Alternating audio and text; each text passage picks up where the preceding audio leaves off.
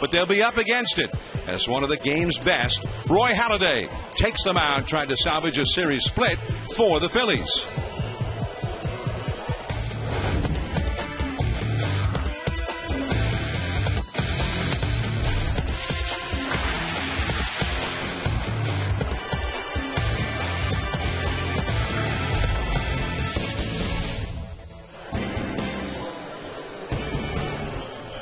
We are at jam-packed Wrigley Field, Chicago. ESPN Sunday Night Baseball presented by Taco Bell. The Phillies, the champions of the National League again last year, up against the Cubs, the final game of a 4-game series on a hot, muggy night in Chicago. Yesterday, after the Cubs had taken the first 2 games, they were about to make it 3 in a row. 2 down in the ninth, but this base hit by Placido Polanco against Carlos Marmol knocked in the tying run when Giovanni Soto could not handle the throw. Schneider scored. Then the next batter, wild pitch by Marmol, and that brought the go-ahead run, the ultimate winning run home. They went on to score 4 runs in the inning and win it 4-1. Hello, everyone. I'm John Miller, along with the Hall of Fame second baseman, Joe Morgan, and the ace right-hander, Orel Hershiser. Welcome to Sunday Night Baseball. Now, since getting off to an excellent start this year, the Phillies have been struggling. They've had serious injury problems along the way, and in fact, they are still without their all-star second baseman, Chase Utley. Now, they are at the start of a tough road trip and need a win tonight to get a split here against the Cubs. And Orel, they would appear to have the right man on the mound tonight. One of the best in the game, right-hander Roy Halladay. Well, not only the best, but the most consistent. Roy Halladay, if it's on the road or if it's home, top 10 in ERA. If he's going out into an inning, it only takes him about 14 pitches to get through an inning. That's third best in the National League. Then you think about, all right, how about the arm slot? How about the pitching ability? Well, when the arm slot's consistent like it is for him, he makes the ball go right to left with his fastball and his curveball. He makes it go left to right with his sinker and his split finger changeup. Roy Halladay is not only an exceptional pitcher, but he's exceptionally consistent. 2003, he won the Cy Young. 2008, 20-game winner. This year, 10-7, because the Phillies haven't supported him. They need that support to come through to start a winning streak. And I forgot if you mentioned, is he pretty good? He's really good. All right. So, there we go. High praise from the ace right-hander about Halladay. Now, the Cubs' high hopes of spring have come crumbling down around them. But, Joe, there is a glimmer of hope right now because the slugger, Aramis Ramirez, finally seems to have gotten his groove back. Well, John, when I was on the field today, the Cubs were excited. They're 10 games behind the Cardinals, who took over first place in the Central Division today. But they know that they have a hot Aramis Ramirez back. He's hitting .375 in July. He's hit 5 home runs, driven in 14 runs. He is the guy that makes this offense go. In his last 9 years, he's driven in 100 runs 6 of those 9 years. And when he's healthy, he's not only a good hitter, but he's a good third baseman. Look, Marlon Byrd was the most valuable player this first half of the season for him. But if the Cubs are going to make a run at the Cardinals and the Reds, then Aramis Ramirez is going to have to be the most important player the rest of the way. All right, so we're going to look at him tonight. Cubs trying to make it 3 out of 4 in this series. And they'll have the left-hander Tom Gorzelani having to contend with the winds, and the winds are blowing out. A hitter's win tonight at Wrigley Field, and we've seen a lot of hitting earlier in this series. In fact, in the first 2 games of this series, there were 9 home runs hit. Ryan Howard hit 3 of them. Derek Lee went deep. Soriano, a lot of guys were going deep, and now the winds are blowing out for Game 4.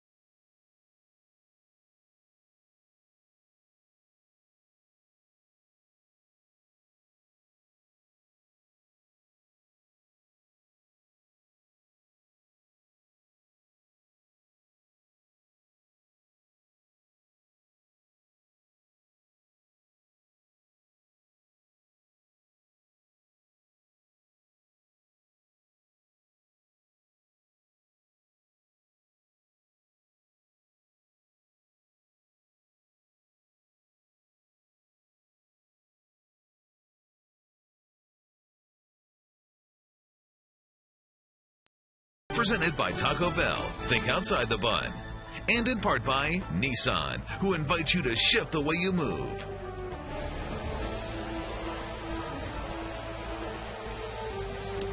We are in the friendly confines. Wrigley Field, Chicago, and the Cubs take the field as we are just moments away from Game 4 of this series, the Cubs and the Phillies. Watch this game and over 800 other live games on your mobile phone with ESPN Mobile TV. Text TV to 4ESPN. That's TV to 43776. Charlie Manuel. And he has had a great run of success as the manager of the Phillies. They've won 55% of their games. Charlie Manuel is trying to get his ball club headed back in the right direction, though, here in 2010. They've been struggling.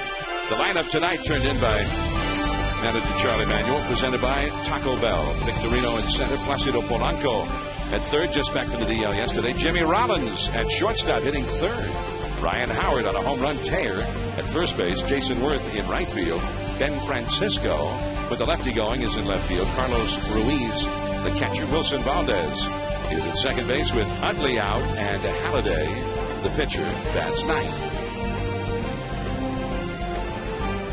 There's Ryan Howard. I mean, he's the man. I mean, for the Phillies, he's on a tear now. He's hit 5 home runs in his last 8 ball games, and that's the second half of the last 2 years. He's led the Phillies to the National League pennant.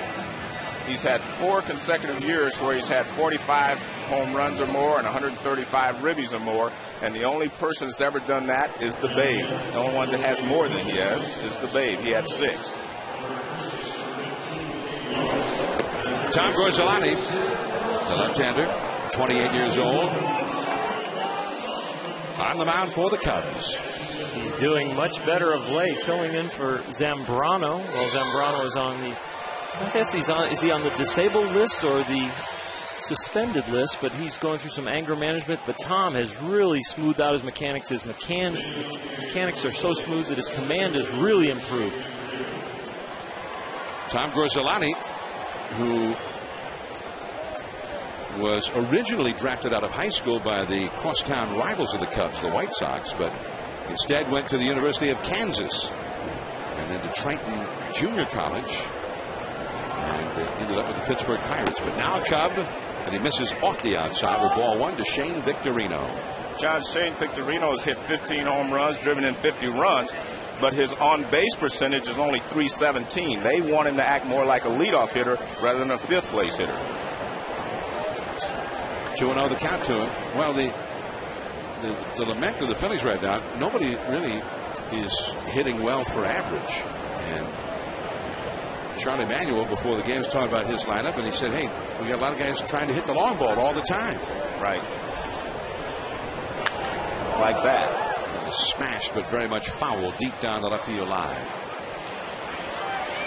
2-1 to Victorino. Victorino had never hit this many home runs in the past. 15 already, just a little over halfway through the season. But that batting average only .254, .318 on base. That one hangs and right to Soriano. 1 away. The Cubs back of Gorzelani with Soriano, Bird, and rookie Tyler Colvin around the outfield. Aramis Ramirez and Starlin Castro on the left side. Terrio at second, and 3-time Gold Glover Derek Lee at first. Giovanni Soto, the catcher. And Gorzelani back to work now to Placido Polanco in there for a strike. We talked about the injury problems of the Phillies. Jimmy Rollins, their leadoff man for years, and a Gold Glove shortstop, has been on the disabled list for a long period of time this year. Now Utley is on the DL, and Placido Polanco just got back yesterday from the disabled list. He's been hurt a couple of different times this year. Key members of this Phillies lineup. And with Chase Utley out, Charlie Manuel juggling the lineup a little bit, having Jimmy Rollins bat third. Toward the middle, and Terrio gets a glove on it from his knees. Too late to get Polanco an infield hit. Nice try there by Terrio, but the ball, first of all, wasn't hit hard enough to get there quickly enough for him to dive, catch it, and get up and throw Polanco out. Polanco runs well from the right side. This jams him a little bit. Nice dive by Terrio, picks it up, and it wasn't even close at first base because, again, it's not hit that hard. But a nice try there by Terrio. So Polanco is aboard. Here's Jimmy Rollins, switch hitter, batting right-handed. That's ball one. Rollins hitting only .233 for the year. 4 home runs, 18 batted in, .336 on base average. And Charlie Manuel said, hey, hadn't been back that long for the Phillies, and he really has not found his swing yet. And Gorsalani drops that one in there neatly for a called strike. You always think of Jimmy Rollins as kind of a streak hitter. He's put up the big numbers year in and year out, but there are definitely times when he has slumped and the injuries have bothered him, and there have been times when he gets seriously hot and can carry this team.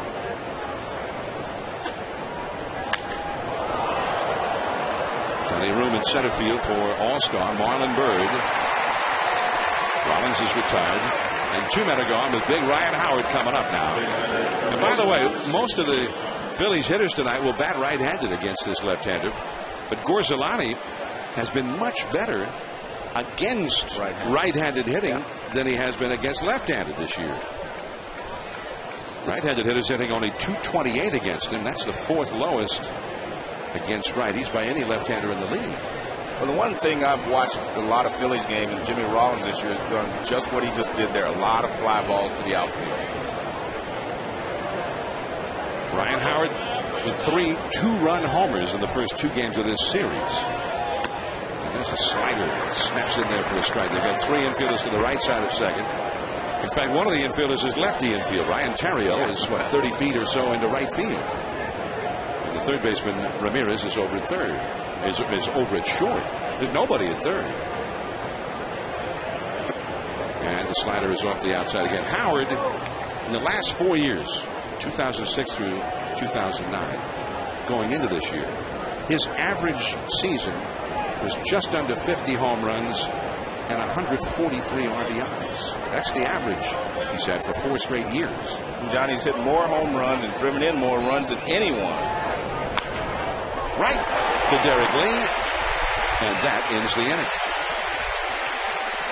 1 hit, 1 left for the Phillies, and Roy Halladay on a hot, muggy night on the north side of Chicago gets ready to take the Wrigley Field mound. The Cubs are coming up.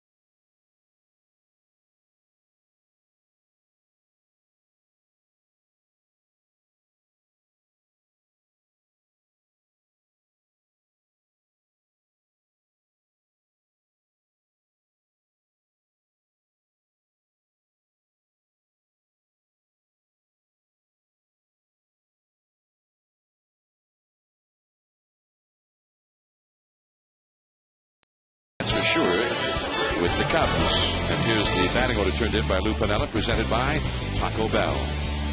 Rookie Tyler Colvin leads off in right field. Starlin Castro, another rookie at shortstop. Derek Lee, the veteran, still trying to get it going at first base. Aramis Ramirez on a roll now at third. Marlon Byrd, and what an all-star game he had. He's in center. Alfonso Soriano, the powerful left fielder. Giovanni Soto, the catcher. Ryan Terrio bats 8th at second base, and Tom Gorsalani, the pitcher, is batting 9th. And Holiday is just a stud, as we said. He has 7 complete games, John. He's in 16 of his 19 starts. He's gone 7 innings or more. He's had 6 games where he didn't give up a run in the start. And that first pitch sinker just a little bit low to Tyler Colvin from Roy Halladay. Colvin hitting .262, 12 home runs, 32 batted in.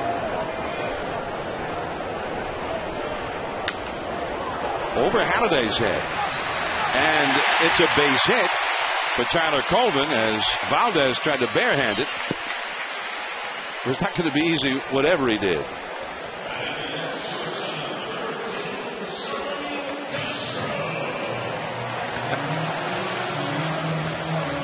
That was a tough play. That chopper right over the mound for a guy like Colvin who runs well.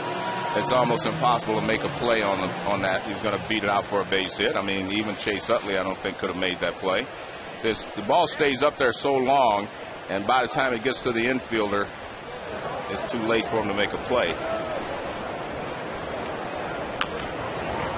And Starlin Castro bounces it foul. 20-year-old shortstop who burst upon the scene, and surely you know by now he, in his first major league game, drove in 6 runs.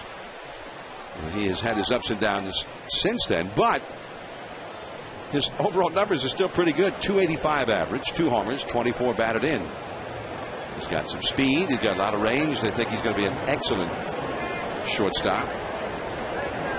I think shortstop's the toughest position to learn to play well in the big leagues. That's a base hit to center field, right through the middle. Stopping at second is Colvin. And the Cubs are coming right after Roy Halladay as the big hitters come up now with 2 men on and nobody out. Well, Halladay's trying to establish his sinking fastball. One thing I really enjoy about the way he pitches, he doesn't empty his holster right away as far as his breaking ball and his cutter and all the different things right there. He pulls that one. You saw the setup was inside. He pulled it away. Still a decent pitch. Got the ground ball. Just found a hole. But this is when he's toughest, with runners in scoring position with men on. You don't have a 2.19 ERA and not get people out when people are on base.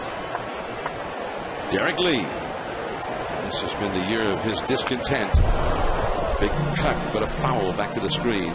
Maybe he missed his pitch right there. Well, he's had some success against Halladay, even though you've only batted 5 times against him. He had 3 base hits, so he has had some success. Derek Not Lee, a big sample. He has not had much success against anybody this year. .239 average, 11 homers, 38 batted in. Runners at first and second, nobody out. Rolled right by him, and it's 0-2. By the way, Halladay, so good, and there are few any better than him. But he's never beaten the Cubs.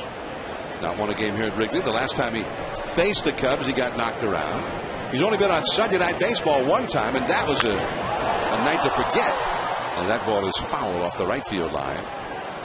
We haven't been back since. The last time he pitched on Sunday Night Baseball, I should add, was 11 years ago. In Toronto. He was with the Blue Jays, and he really wasn't Roy Halladay then. You mean Roy Halladay with a resume? Yeah. We haven't been to Toronto in ages. That was the last time we were there on Sunday Night Baseball. Well, this is my first year with you guys. I've never been. It's not looking promising anytime soon for us to go up there. Here's a ball inside to Halladay. I think the chances were much better if Halladay was still there. 1 ball and 2 strikes to count to Derek Lee with Aramis Ramirez on deck. Colvin hit a single on the infield. Then Castro single to center.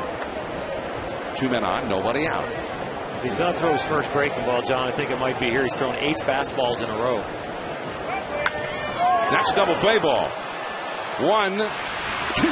Over to third goes Colvin. And you were talking about him pitching well with runners in scoring position. That's one of the things he does best. He gets the ground ball or gets the strikeout. Whatever he needs, he's able to get it. It sure was. I'll tell you what, he did not go with a breaking ball there either. He went with another 2-seamer, a sinker, and you see with the bases empty, 53rd in the National League, 276. But as soon as they get on base, he goes to his out pitches, which are very tough, and you can see mentally, physically, and strategically, he is on top of his game when the runners get in scoring position. And with 2 outs, he's even tougher still. But here is Aramis Ramirez, who is so hot, but he pops it up. Foul ground. Soto over, runs out of room into the Philadelphia dugout, and that was Carlos Ruiz. Soto is the Cubs catcher. Carlos Ruiz, the Phillies catcher, and they've had a lot of success with Carlos Ruiz. 2 straight World Series appearances for the Phillies with Ruiz back at the plate. Well, you see that everyone is swinging at Halliday's first pitch because he comes right after you, and you get set, you get in the batter's box, you look for that pitch, you get it, and you swing at it. That was a good pitch for Ramirez to hit. He fouled it off. He may not get that pitch again in this at-bat. You talk about that, Joe. He attacks the hitters. The Cubs know the statistic on Roy Halladay, and that is 93% of the time the first or second pitch is a strike. So they know he's coming after him. See, that one's off the plate inside. The other one was pretty much over the middle of the plate. That one ran in. He just did not have a chance. So quickly 0-2 to Aramis Ramirez. I mentioned how Halladay is even tougher with runners in scoring position at 2 down. He's only allowed 5 hits the whole season in a spot such as this. On the fists and a pop foul. Ruiz has no shot at this one as it's well back over the screen. Still 0-2. The batting average against him in this situation this year is .088. But it all say what makes him tough, John, is he has not seen his cutter or his curveball or his slider, and he's down 2 strikes. All fastballs. There is the breaking ball. He went right to it, and it was a good one. The first one, he snapped it right off. Roy Halladay posts a 0 for the Phillies. Second inning, Jason Worth coming up.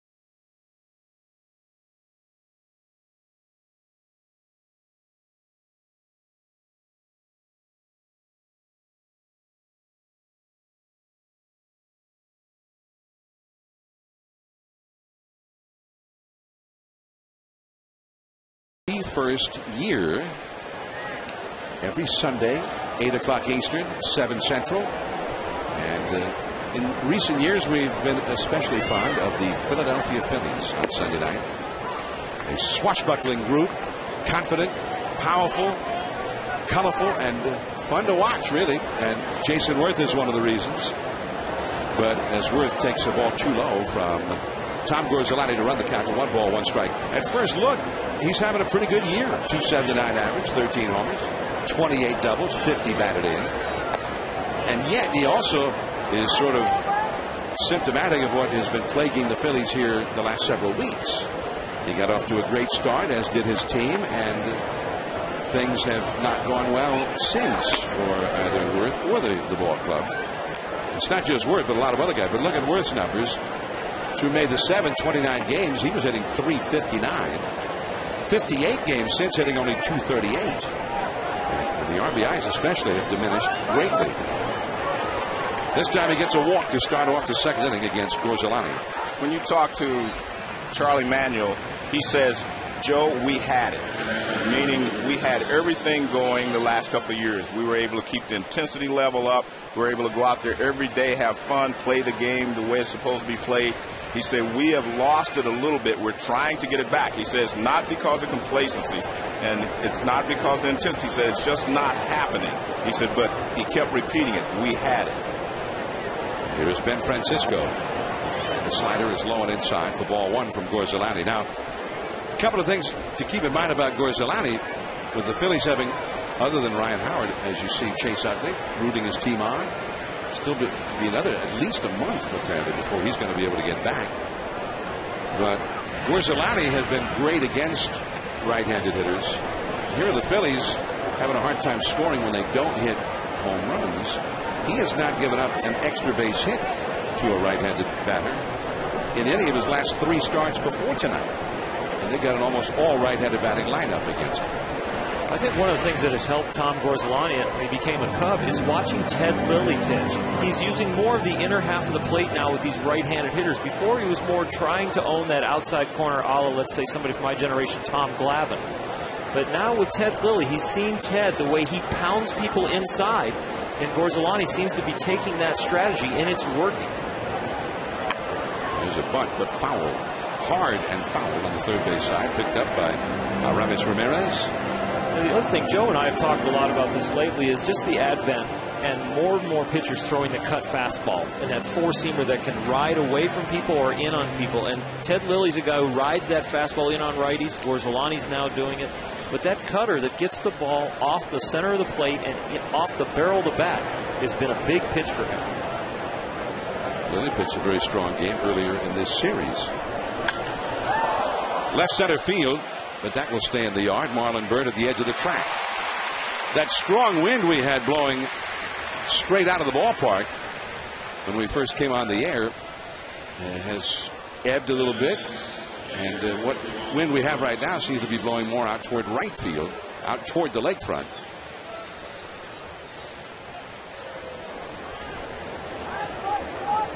But this park can get awfully small in a hurry when that wind is blowing out. You ever have a bad nightmare with that going on, Oral?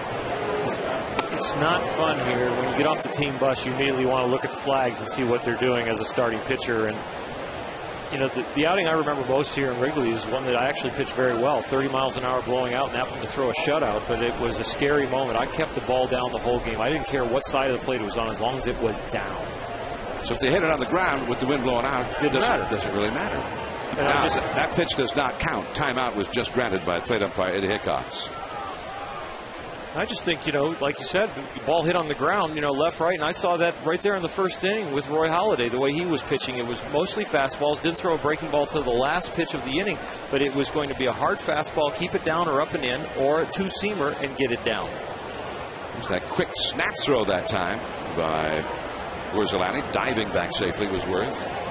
1 ball and no strike. You saw the flags out there. The wind is blowing, but not a real strong wind, not at the moment, although it fluctuates from minute to minute. There's a strike called to Carlos Ruiz. 1 ball and 1 strike. The Phillies catcher Ruiz hitting .274, and he has been especially potent against left-handed pitching, hitting .350 against the lefties. Middle infield, double play death. No score in the game. There goes Worth.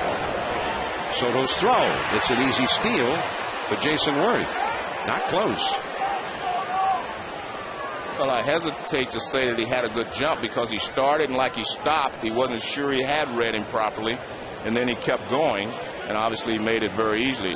Now watch him. He'll start, and he kind of stutter steps right there, and then he takes off again. He just wasn't sure he had him read properly.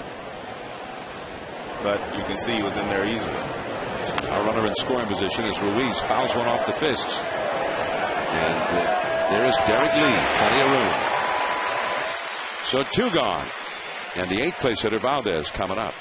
Monday Night Baseball tomorrow night at 7 Eastern. The Phillies and the Cardinals from St. Louis. And then on Wednesday Night Baseball, it'll be Steven Strasburg due as the Nationals take on the Cincinnati Reds on Wednesday Night Baseball at 7 Eastern. Tomorrow night, the Phillies scheduled to go with Kyle Kendrick against the Cardinals' Blake Hawksworth. Strasburg Wednesday night against Bronson Arroyo. Arroyo, a 10-game winner. He has been pitching extremely well for the Reds lately.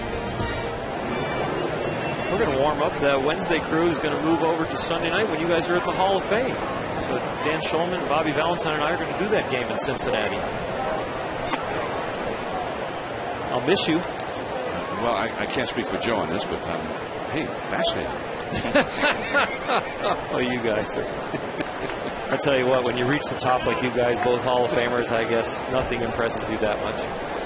We'll be there filling in for you. No, I just won an award at the Hall of Fame. Well, not really a Hall of Fame. Well, although I feel like you are. On the other hand, go ahead. Everybody else does it. Wilson Valdez with the count 2-0. Now they got first base open, and 2 down, and Roy Halladay, the pitcher, is up next. So we'll see. I'm John Miller with Joe Morgan, the Hall of Famer. Yeah, but you went in years ago. This is like old hat for you. Look at, he just blings us. He doesn't even talk. He just points to the ring. I think really there was no talk was necessary there. Oh, excuse me. The glare. Oh, yeah. Are you going to get one, John? Do you get a bust? What does they give the announcer? It's an award. Well, they get a big, but you still get a place. You get a place. Well, you get a spot in the Cooperstown. That's awesome. You'll have a place that, 100 years from now, someone can go there and they'll see that John Miller was the Ford C. Frick Award winner in 2010. That's amazing. That's pretty good. You deserve it, too. Definitely. So ball 4 to Valdez. I'm going to go back to trying to deserving it again. Okay. Continue with your resume. So Valdez draws the walk. 2 men on, 2 men out, and here is Halladay. Not such a surprise that Gorzelani pitched around Wilson Valdez. Gorzelani trying to help, Halladay trying to help himself here against Gorzelani.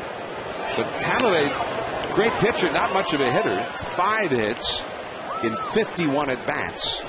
And struck out in nearly half of those at bats. Well, that's what he gets for spending most of his career in the American League, where he doesn't hit. You have a DH to hit for you. Now there's a lot of pitchers who almost never hit, even in the minor leagues, even if they're going to be in the National League team. Yeah. About the only time I think at AAA level that a pitcher hits is if 2 National League AAA clubs are facing each other. If an American League team is playing a National League team, they always use the DH, no matter what ballpark they're in. And that's all for Halladay. Gorzelani with his first strikeout. Marlon Byrd, fresh off his spectacular performance in the All-Star game, is coming up.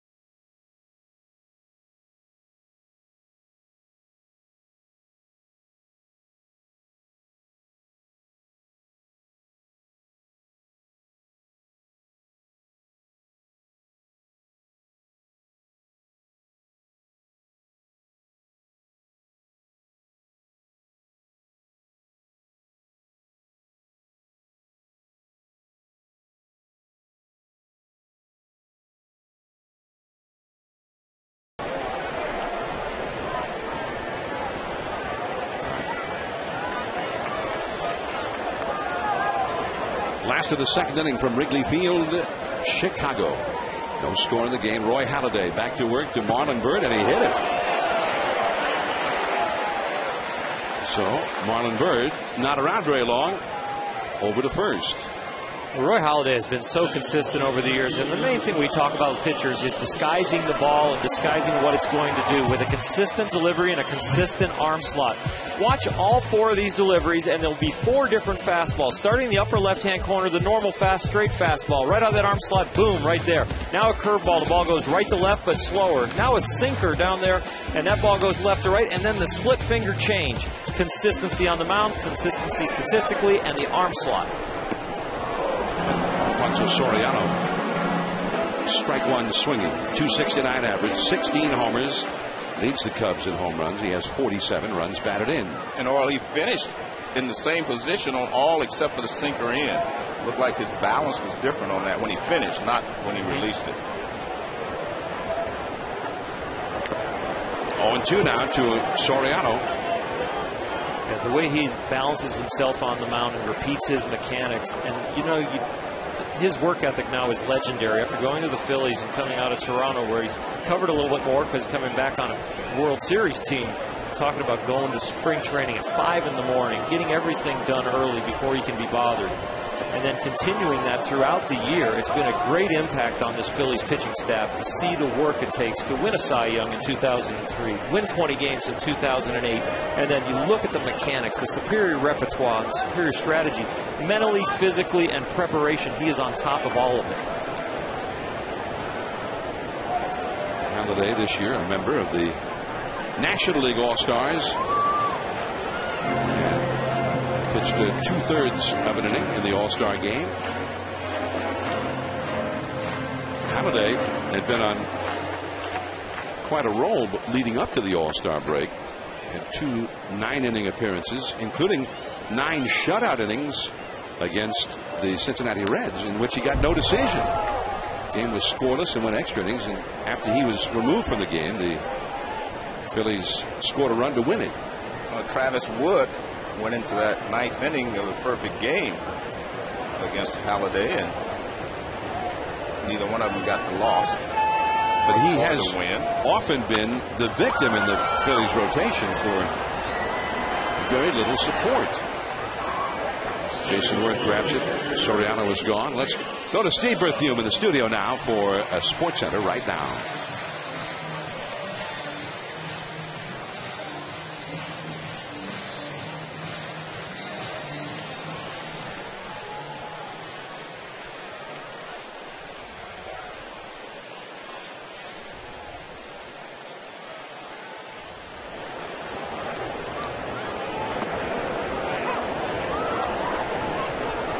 The Yankees may find out what the Red Sox are going through, with some injuries. And of course, Burnett cut his hand. We'll see how he reacts after that.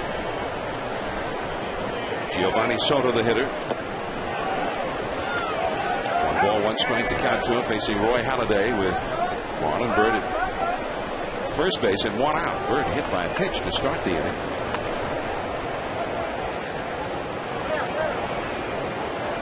When you go back to what you were talking about in the first inning about Halladay, how he seems to be so much better when there are runners on base. He seems to be a much better pitcher, and you talk about why that is.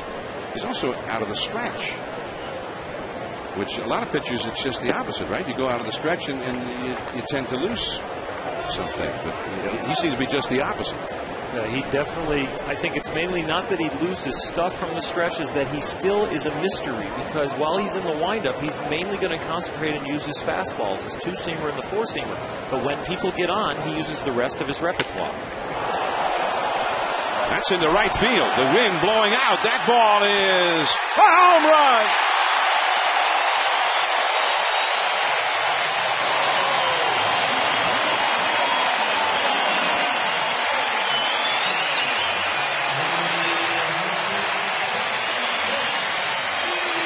The 11th home run of the year for Giovanni Soto to put the Cubs ahead 2-0. Soto not able to handle a throw that could have ended yesterday's game with the Cubs victory. And he turns it around today and hits an opposite field homer against Roy Halladay, no less. Well, Halladay will give up some home runs because he's around the plate all the time. And if you pick that fastball and you're able to handle it, you can drive it. And that's what happened there with Soto. Ryan Terrio, Polanco.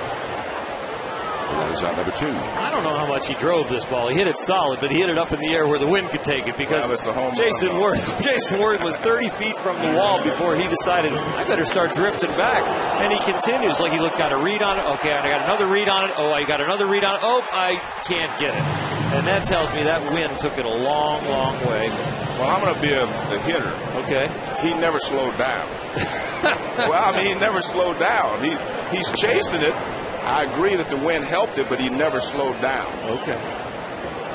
If he hits a ball like that in any other ballpark without the wind blowing, it's a routine fly ball to right field. Ever were playing in Chicago. Tom Gorzolani with a shot right over the head of the second baseman Valdez, and the Cubs pitcher whacks a single here to keep the inning going. All right, how about if I say he got it up into the wind, but he hit it pretty well into right center? Exactly. But he never slowed down, meaning watch, he never slows down out here. Okay. All right, let's use that as that's not a full step. That's not a full step, and that's not a full step, and those are all not full steps. Well, if that ball is well hit, they are wall. No, but he had 15 strides to run full speed. He ran 5 steps, little stutter. 5 steps, little stutter. He kept breaking it down. Home run in Philly, though. It's a home run, period. I give up. You're the Hall of Famer. No, don't give me that. I give up. Don't give me that. The ring, make it glare. No, don't give me that. But I mean, hey, I don't want to take anything from Giovanni. No. Hey, it's part of the strategy, too, as a pitcher. You want to keep the ball out of right field right now because that's where it's carrying it down. Tyler Colvin is 2 for 2 against Halladay. And that's the 3rd hit of the inning and the 5th hit of the first 2 innings for the Cubs against Halladay.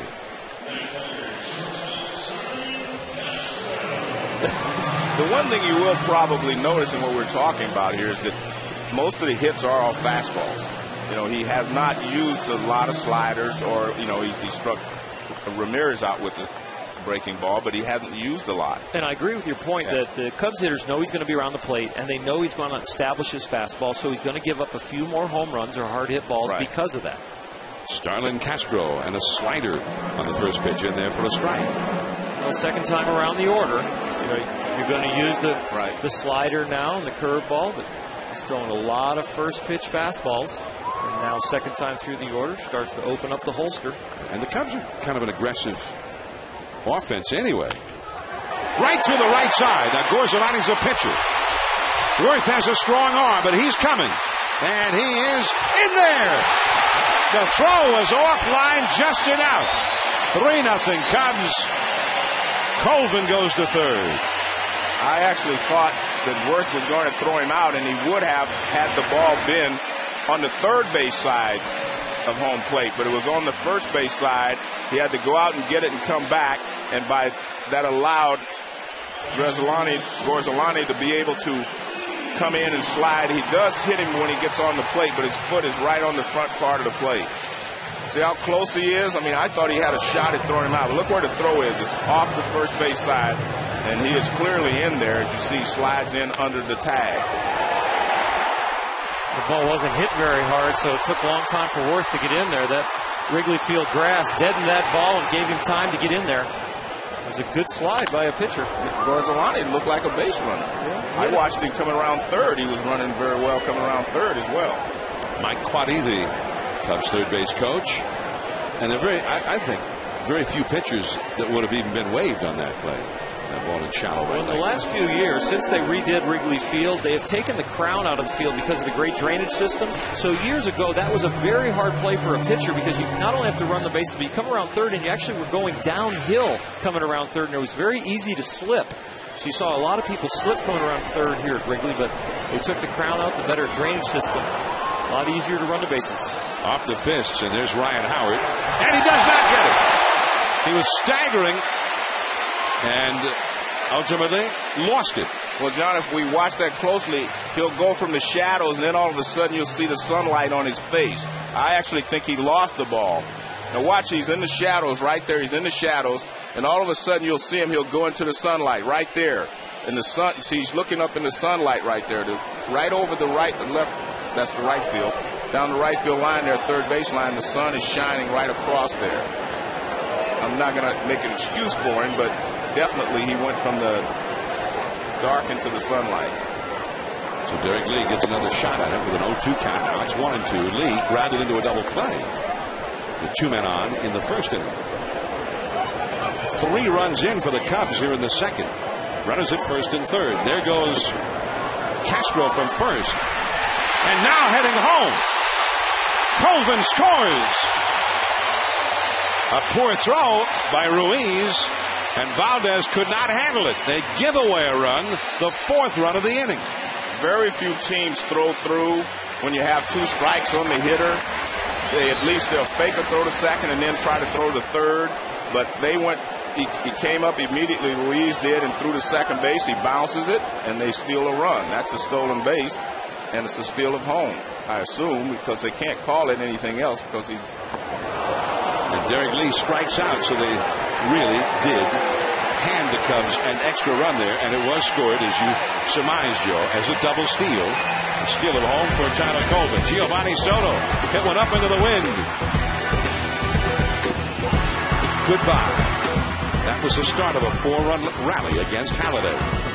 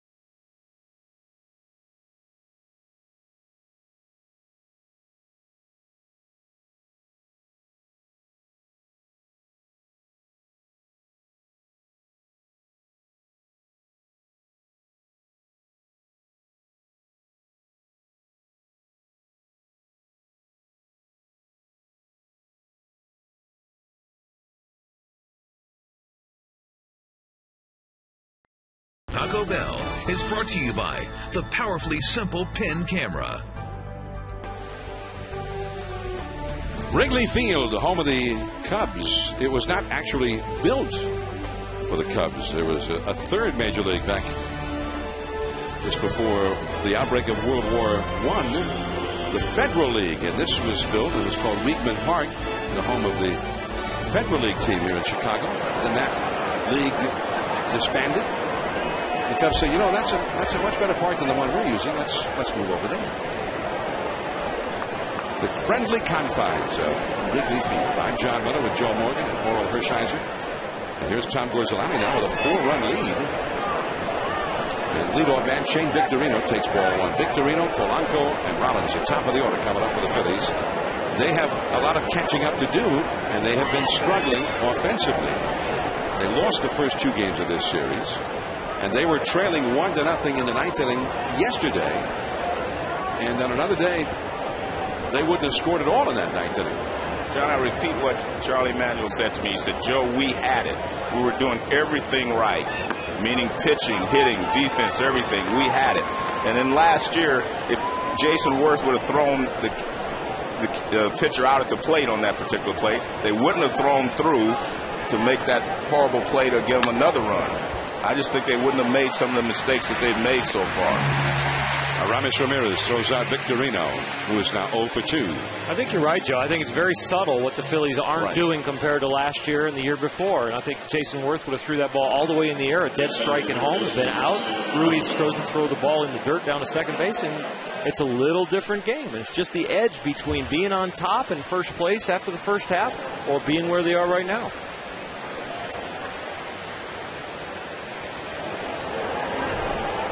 Now here is Placido Polanco, and it's 0-1 the count. The Phillies began the day 4.5 games back of the first place Atlanta Braves, but also just a half game ahead of the New York Mets. The Mets won their game in extra innings in San Francisco. Their first win in the second half after losing 3 in a row to the Giants. The Braves clobbered the Milwaukee Brewers 11-6 today. So the Braves continue to play well. The Phillies need a win just to stay 4.5 out. Ryan Terrio and Polanco, who singled his first time, is gone. 2 down, and now Jimmy Rollins will come up with the bases empty. Now that double steal, we're looking between innings at the replay of that, and I think we kind of changed our opinion as to whether it should be a double steal or not. I thought. Well, I haven't changed mine yet. Let me take a look. He does not go home until that throw gets away. I think it should be an error on Carlos Ruiz on the throw getting away. Because 1 ball, no strikes to count to Jimmy Rollins, who flied out to center his first time. I think it was an error on the Phillies, first of all, just because you threw to second base with 2 strikes on the hitter, Roy Halladay on the mound, and 2 outs. Yep. You've got the hitter where you want him. I don't know why you would throw through anyway. And I think it becomes an error in all of our minds because we see the runner at third base is watching the play, waits for the ball to get away at second base before he breaks for home. So how can it be a stolen base? He came home only because the ball got away. But you're also forgiven a mental mistake there to the Phillies. Well, I would. I just think that when there's 2 outs, 2 strikes on the hitter, and you have a guy of Halladay's caliber on the mound, why am I going to throw to second base? Just get the hitter out, which is what he did on the very next pitch. Well, the official scorer, perhaps after seeing our replay, has changed his call. Castro gets a steal of second, but Colvin scores on an error charge to Carlos Ruiz, the Phillies catcher. A run nonetheless. No error, by the way, was charged to Ryan Howard, but he did not catch that foul pop. That is a nice catch by Marlon Byrd. Howard hit a shot, and Byrd was able to run it down. All-star Marlon Byrd, who made a great defensive play in the 9th inning. Pretty nice play here at Wrigley.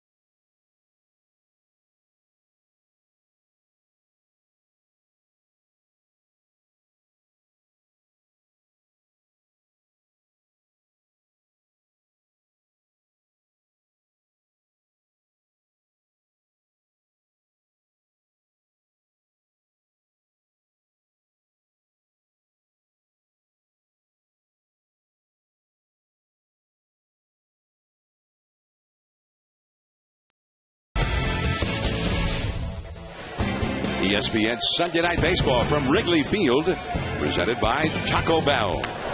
First ball swinging, Ramos Ramirez. Polanco to his feet, and he robbed him. Ramirez, who struck out his first time, has a hit taken away this time. But remember, Placido Polanco played second base for the Detroit Tigers the last couple of years. In fact, he set a record for errorless games at second base. Now he's moved back over to third, where he started with St. Louis. And there's the nice dive and stop, gets up and throws Ramirez out. He was a third baseman for the Cardinals for a while when he first came to the big leagues. That's the same Polanco? Yeah, you know what, John, I always watched him play. I never saw him make a mental mistake when he played, with the Cardinals. He was just a smart player. No mental mistakes, makes all the proper plays, knows exactly what to do in the batter's box. Well, he not only didn't make mental mistakes, but for a long, long time as a second baseman, he didn't make any errors of any kind. It was over 186. Man, that's more than one season, full season. That'd be 24 games more than one full season. Yeah. Began in 2006, and it was not until the 2008 season that he made another error. I set the record at one point, about 80 games, 82, 86, somewhere in there. I can't remember exactly. Yeah, he beat that record. Yeah, that's by 100. Hey, by 100. He beat that record by about a year and a half. Yeah. In fact, I think that's on my plaque. I may have to take that off up there when we go this week. But at the time, it was the record, but 100 more. That's amazing. Well, for me it is. To know how hard it was for me to get where I 86. Well, they don't start editing the plaques, do they? No, I was going to do that myself. I was going to put a little tape on it. How much of yours was on natural grass compared to AstroTurf? Half. Half? No, I mean, half at home. Half at home, yeah. Yeah, for sure. Yeah. It was if you want to know a funny story, I made an error in Atlanta. Mm-hmm. They had the worst infield in baseball at the time. Went all the way around and made another error. And then I went Atlanta again. Yeah, Atlanta was just weird. Not a good place for you as far as your glove. So then you had 80-something games without an error, then you went back to it? No, I actually missed a throw in San Francisco, but the first time when I had an errorless streak, I made an error in Atlanta. Soriano. And caught by Francisco. I'll fill you in when we get back. I'm going to go and check out that plaque myself. Yeah. We're going to the fourth inning. Jason Worth coming up. The Phillies and Roy Halladay are down by 4.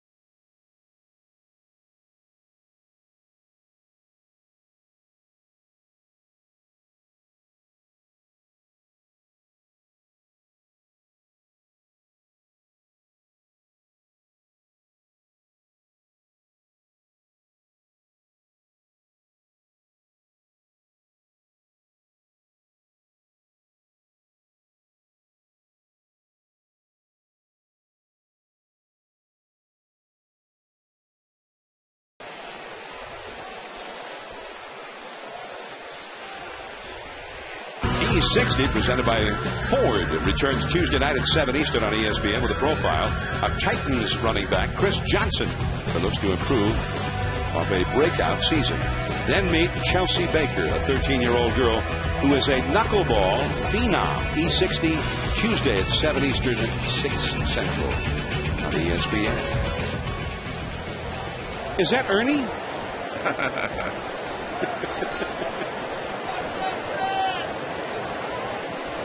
Is it Bert or Ernie? I can't remember which one is which. Oh, John, by the way, I look, it was the home run record on my plaque, not the errorless games. So I don't have to scratch it off. Yeah. Thank heavens. Yeah, although thank you.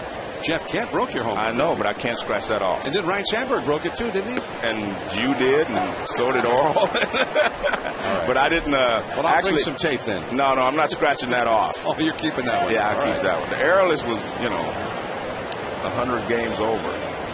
Jason Worth, the hitter, against Gorzolani. Nice pickup by Ramirez. And just in time.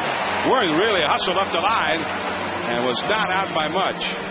Well, that's one of the things that Ramirez improved on when he came from the Pirates to the Cubs was his defense. And he's become a very good defensive third baseman. This is a tough play. That's the in-between hop. You always try to get it on the short hop or the big hop. And that was the in-between hop. And then he almost waited a little too long. As you mentioned, great hustle by Jason Worth. Now Ben Francisco in for a strike. 4-0. The Cubs lead the Phillies. And we're in the fourth inning here. Francisco hit a fly ball to center his first time. In the dirt from Gorzolani. 1 ball, 1 strike. We mentioned that Roy Halladay, because this seemed almost like a mismatch. Halladay against Gorzolani. Halladay, who's an all-star. Gorzolani in the rotation because Zambrano is missing. But there was that aspect of Halladay has never done well against the Cubs. He hadn't faced him very often. The last time he faced him a couple years ago, they knocked him around big time. And then, of course, the ESPN Sunday Night Baseball thing for Roy Halladay. Of course, that was 11 years ago and a different incarnation of his career. Well, he came into this game very, very hot, too. He had thrown 2 complete games, only given up 1 run in those 2 complete games. Of course, he won 1, got a no decision in the other. That was against Cincinnati. Travis Wood, who had a perfect game through 8 innings against Roy. He went pitch for pitch with him. Phillies ended up winning that game, though, 1-0, I think, in 10 innings. So he has put them in position to win a lot of games. His 10-7 record does not reflect how well he has pitched at all. They have not supported him at all. I think his ERA is around 3.8 in his losses and no decisions combined. 3.8. 1 no strikes to Carlos Ruiz. Halladay's only other start on Sunday Night Baseball, May of 1999. And that's when he was still a young prospect. But they thought, man, this guy got the stuff to be an outstanding big league pitcher. But he was still trying to put it together. 2-1 the count to Ruiz, who fouled out to first his first time. And a foul off the third base side. Let's go back. May 9th, 1999, Sunday Night Baseball in Toronto. There was a much younger Roy Halladay against the Texas Rangers. He lasted only 2 innings in this game. Gave up 8 hits and 4 runs. It was not a pretty sight. Well, he actually went down to the minors to remake his delivery. You'd see in that old footage that he was arching his back and throwing almost over the top like a 4-seam fastball. Had a great arm, but the remake down in the minor leagues where they dropped his arm slot a little bit lower. A man that I worked with, Mark Connor, was an integral part of that remake. Mark Connor was my bullpen coach when I was the Texas Rangers pitching coach. By dropping down, doesn't it get more movement? Yeah, freed up his shoulder, gave him the 2-seam grip, got the sinker going, and that pop fly is in there, base hit. Much like the pop fly that fell in front of Marlon Byrd as a right fielder in the All-Star game. It's just that there was no Big Papi to force out at second base on this one. Ruiz, it's a single. The inning still going. There's a free look, by the way. I don't know what I do. You can come in and have a look at a Cubs game. Right off the streets out there. Wilson Valdez at the plate now. 2 down. Halladay out on deck, and there's ball one very high. You mentioned Halladay. The year after his Sunday Night Baseball debacle, 4 runs, 8 hits, 3 walks in only 2 innings pitched. His ERA was over 10, and they sent him back to the minor leagues. And not only it was thought he would be in the big leagues for a long, long time to come, but things got worse and worse and worse, and he was having a hard time finishing 2-3 innings. And his ERA was closer to 11 even than to 10, and he did, as you say, go back to the minor leagues and start over. Rebuild his confidence and his delivery.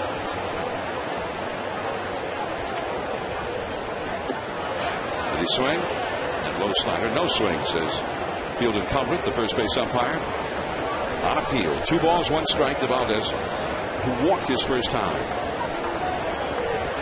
Rosalani, and the Cubs are leading 4-0 here in the 4th inning. Rosalani tonight has 2 strikeouts so far, but he had been a strikeout pitcher this year. He is averaging more than a strikeout per inning, just more. And that's only usually the big strikeout guys, the Strasburgs of the world, do that. He's averaged 9 1/4 strikeouts per 9 innings. Highest rate of his career. Colvin! Nice play! Sliding backhanded catch.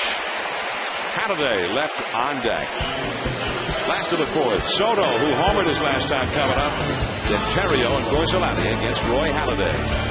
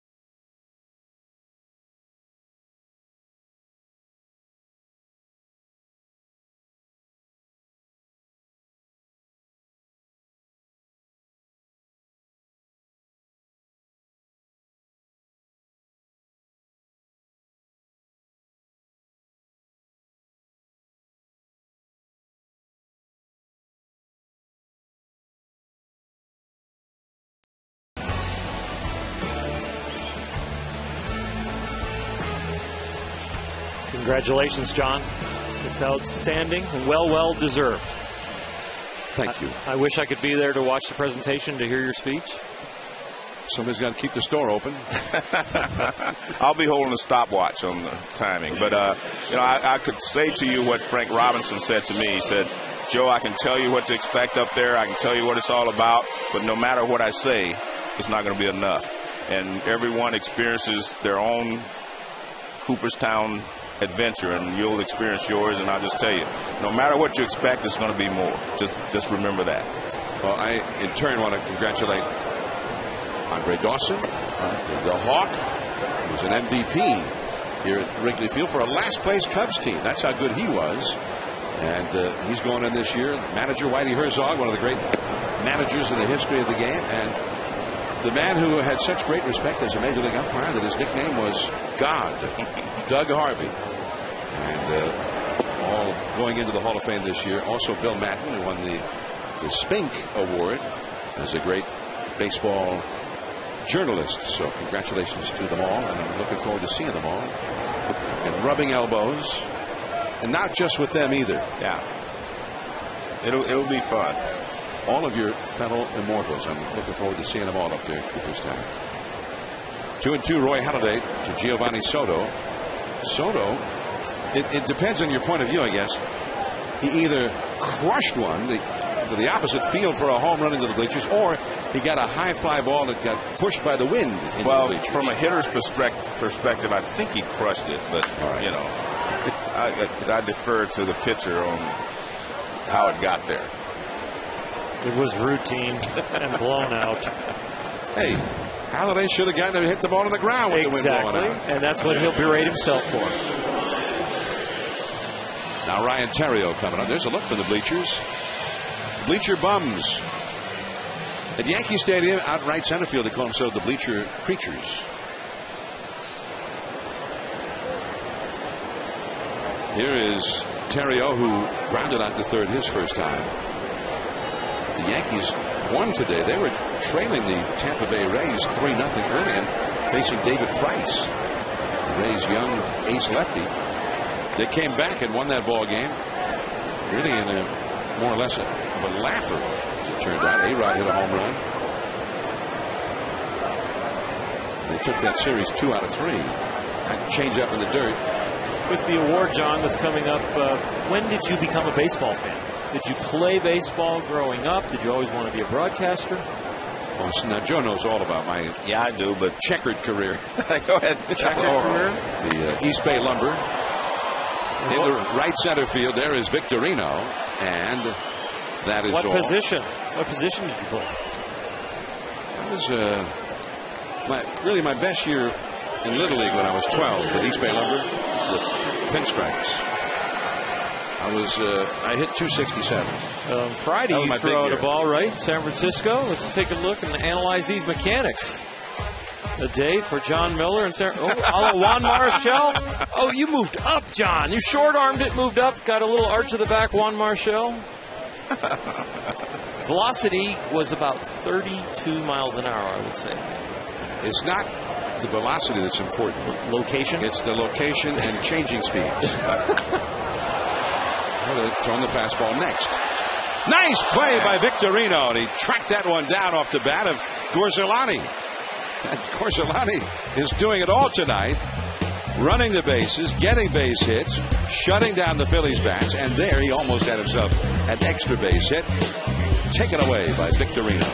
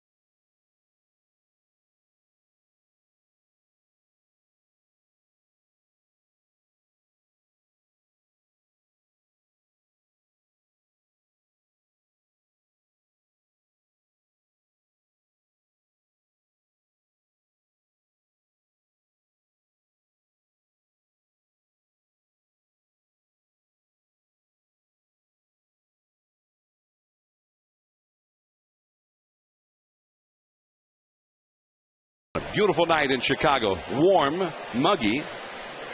And I checked my almanac before the game tonight, guys, and sun setting off to the west of Wrigley Field tonight. There's a Fukudome fan out in the bleachers and a Theriot fan. The Cubs leading this game 4-0. Tom Gorzelani has made a star turn so far in this game as his opposite number. All-star Roy Halladay leads off. Halladay will give up 4 in the second inning. 3 earned runs. He takes ball 1 from Gorzelani. Halladay never took the bat off his shoulder his first time up there with a couple of men on in the second inning. Was called out on strikes. John, I think what happens is if you're a pitcher and you're going against the guy that's considered the best, you step up your game too. You want to compete against the best. It's the same thing as a hitter.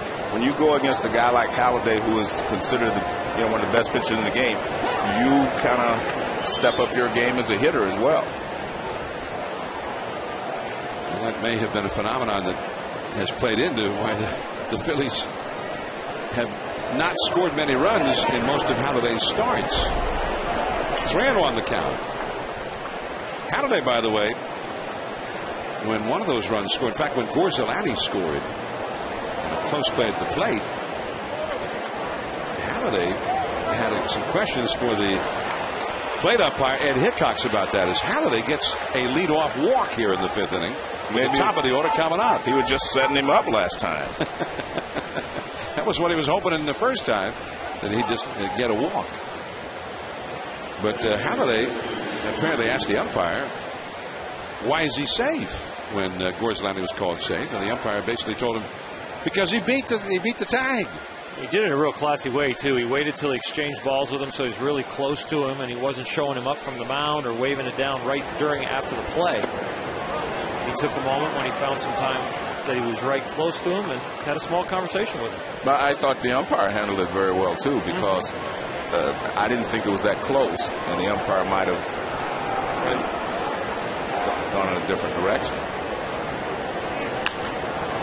That's a fair ball by Victorino, headed down the left field line. To third and holding Roy Halladay on a double for Victorino. Man, a leadoff walk to the pitcher, and you have to ask yourself, how can that happen? How can the Cubs pitcher walk the opposing pitcher leading off? But that's exactly what happened here. The Phillies are in business. Well, it was in the second inning when Gorzelani was waved home on a base hit by Starlin Castro to right field, and that's when he scored on a close play, but it seemed a clear safe call to us. But Roy Halladay did question that call. That's a foul out of play by Polanco. And you see how smart Polanco is. He's trying to shoot the ball to the right side even there, because this is one of those situations where if you hit a ground ball to second base, not only should Halladay score, but Victorino should move over to third with less than 2 outs. So you're still trying to move the runner from second base. Off the fists and into the crowd. Strike 2. Well, now he should just go ahead and try to drive him in. But he took a shot, took 2 shots to the right side, which I think is the right thing to do. I think this is one of the most misunderstood situations in the game. Runners at second, third, no one out. Normally guys say, well, I'll just go ahead and drive him in. Well, that's good if you can do that, but the right way to work is what Polanco was trying to do, hit to the right side. Over the mound. That'll get a run home. Castro. And over to third base goes Victorino, a very productive out. Yeah, he got the job done. He was trying to go the other way on the first 2 pitches, and he still ended up hitting it behind the runner at second base. That allows him to go to third base and allows Halladay to score. I think that's an important point, Joe, that you don't have to necessarily hit it directly to right field. As long as you can get it behind the runner at second base, make the shortstop break to his left, you can get that runner to third base. And there aren't many better at doing this kind of thing than Polanco. Well, you see he stays up the middle, and he stayed, to the right side. He actually wanted to hit it that way, but he still got it behind the runner. I think the young hitters at home think I have to hit the ball to right field. You're really trying to work the ball from up the middle to right field. Make that shortstop move to his left. He'll move the runner over. But now Jimmy Rollins, as a result of that ground ball, could not get a run here without getting a hit also. But he is now behind in the count 0-2 as that foul ball twists back into the seats off the right field line. Halladay got a walk. That which just can't happen. can't walk the pitcher, leading off an inning with a 4-run lead. And sure enough, that walk to Halladay has been turned into a run. Well, Jimmy Rollins got hot just before the All-Star break. He had 2 walk-off hits. That's off the arm of Ramirez. Scoring is Victorino. And safe at first is Rollins. Another tough hop for Ramirez, who played one beautifully off the bat of Jason Worth in the 4th, but not this time. Well, I really think this was an in-between hop he had to charge with a guy like Jimmy Rollins going. See, he doesn't charge it. He waits there, and now he gets that in-between hop again. That's one of those plays we've seen, especially with a guy like Brooks Robertson. He charges that ball and gets it on the short hop. As I've said before, you try to get it on the short hop, not the in-between hop. Do you think any of that hesitation came from the fact that there was a runner on third and he was trying to see if he was going or not? Well, I think he was going, but if he's going, that's even more reason to charge it. Right. See, that's why I was going to say, if you charge the ball in that situation, even if you fumble it, you're not going to allow the run to score from third.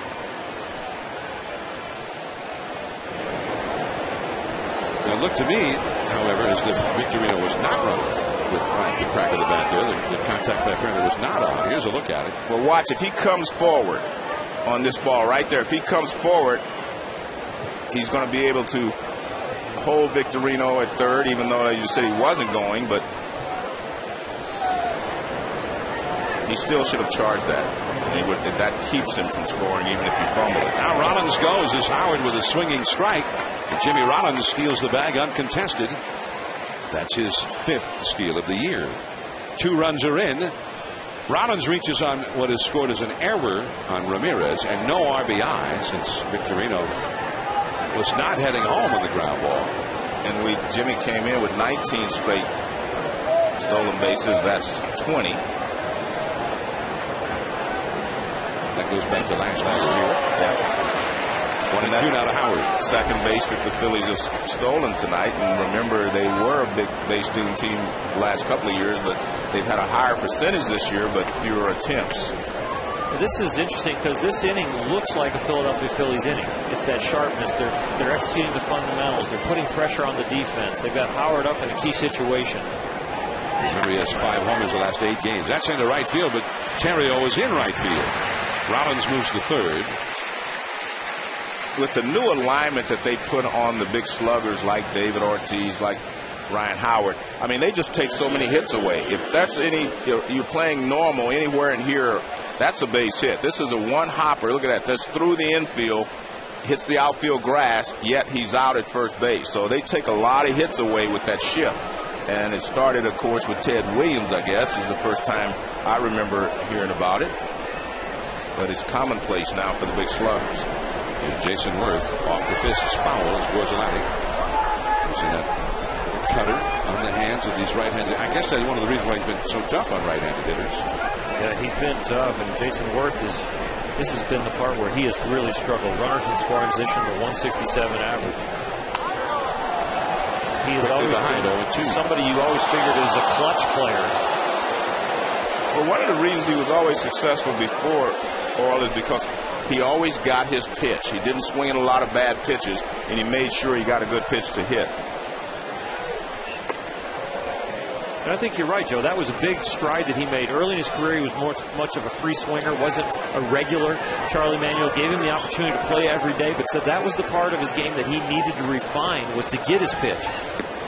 Struck him out.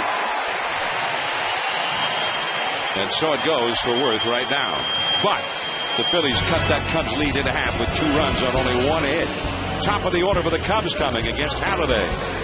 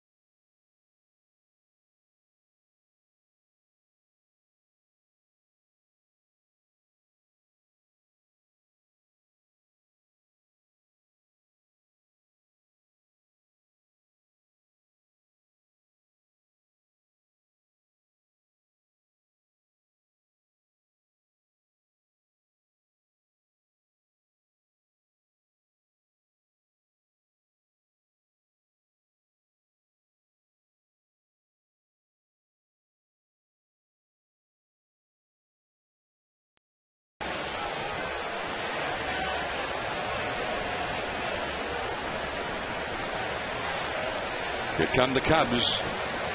Last of the fifth, their 4-0 lead has become 4-2 now as they have Tyler Colvin up there against Roy Halladay. Colvin is 2 for 2 against Halladay.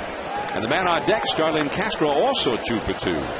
Cubs rookies at the top of the batting order are a combined 4 for 4 against the veteran Halladay. There's Castro. Change up. He was badly fooled. 1 ball, 2 strikes. And these are the two guys that they're going to have to sort of build around or in the future because they both have good quality. They both can run, and Castro can fly, but they're both good runners. They have some speed. They bring a lot of things to the table for your team. Good defense and good hitting. And a foul. I'm talking to Rudy Jaramillo, the hitting instructor now for the Cubs, who's had a lot of success in that role over many years. And he talked about a rookie such as Colvin, and now that he's playing more often, more regularly, it becomes a tougher task for him because it's a constant case of pitchers adjusting to him, finding things that he struggles with, and then throwing that same thing over and over again. And he says the big problem for a young player is if they start getting him out, well, you have to make the adjustment, but you also can't let it get you down. Shallow right field, and Valdez throws out. Colvin, 1 away. You know, John, we were talking earlier, but all infielders have to have an internal clock in their heads to know how much time they have to get the ball to first base. You know, the average speed of the runners, right-handed, this is average, 4.3 seconds to first base, and for left-handers, 4.4 flat to get to first base. We're going to show you a play that Ramos Ramirez made when Jason Worth hit the ball to him, and we'll show you how an infielder has to adjust and make the play. Foul ball by Starlin Castro, who is 2 for 2 with an RBI. Singled home Gorzalani with the 3rd run in that 4-run second inning. 8 straight Cubs, though, retired by Roy Halladay. And that 4-0 Cubs lead is now 4-2. So they may have done well getting as many runs as they did against Halladay because that window of opportunity may have closed. It would not be surprising to see him keep running this off. 1-2. And John, to finish my point there, I've said often that, you know, to be a middle infielder, you got to know how to dance around the bag, and to be an infielder, you have to be able to count up to 5. So that's what we're going to show you here. That is a foul ball.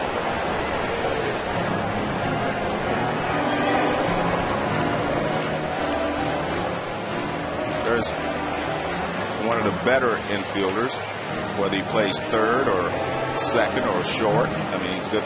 He's an excellent defensive player. When you talk about that internal clock, he's got one of the best.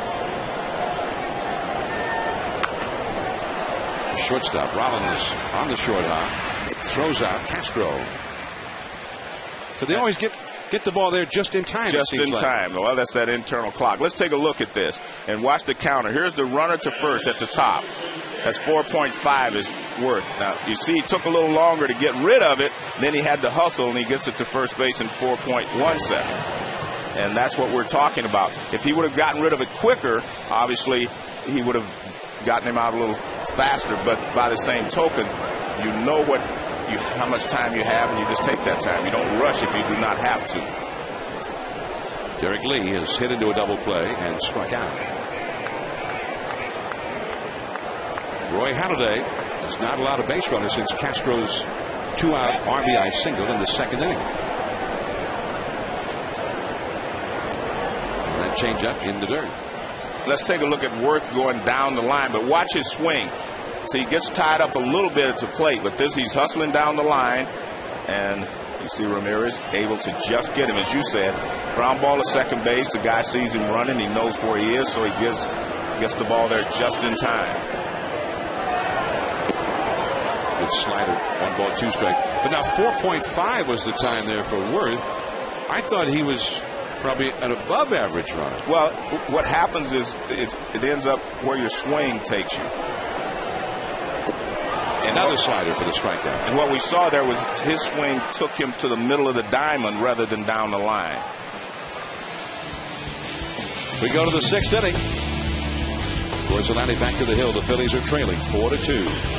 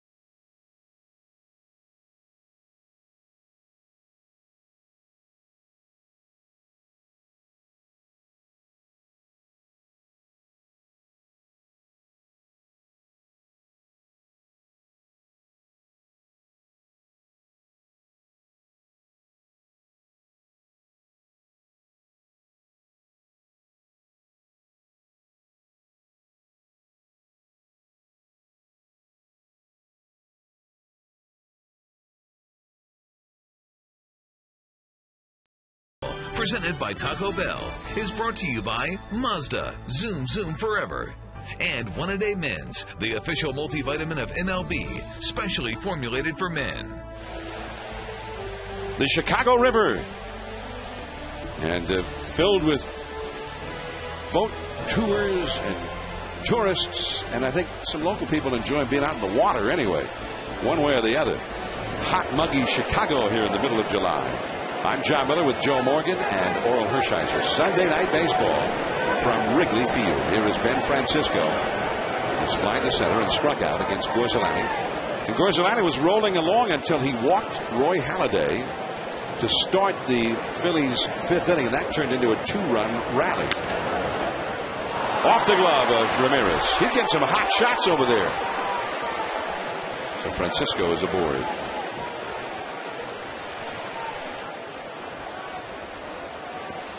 All right, let's take a look here, John. This is one of the things. Watch where his swing takes him, meaning worth. So he has to run to there. That's a longer distance than it is from here to here.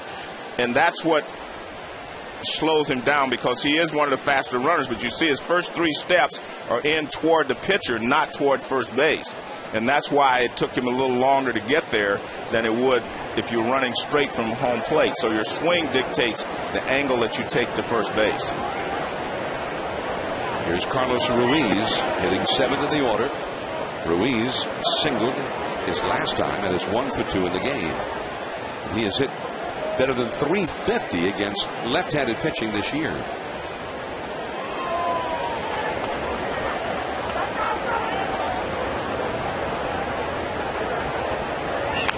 Right up the middle. Terrio behind second. Gets one. Nicely done with Starlin Castro covering the force out on Francisco. One away. Let's go to Steve Berthiaume in the studio for a Sports Center right now.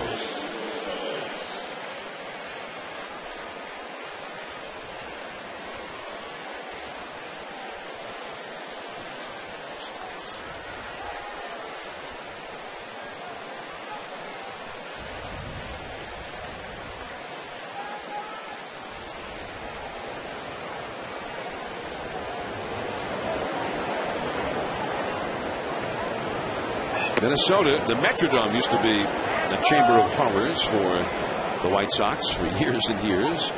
And now I guess Target Field is much the same, because they won the first game of that series and then lost 3 in a row. When they won the first game, their record for over a month's time 26-5. Wow. The hottest team on the planet. As Valdez swings and misses, strike 2. But then they lose 3 in a row. The Twins needed to do something head-to-head, and they did. The Twins are only a game and a half behind them now, virtually tied with the Tigers for second in the Central Division. Both of them a game and a half back of the White Sox.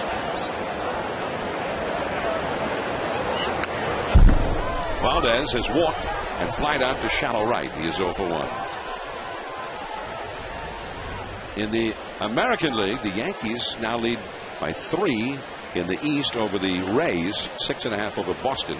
White Sox still ahead in the Central, but it's a much tighter race now. And the Rangers by 4.5 over the Angels in the West.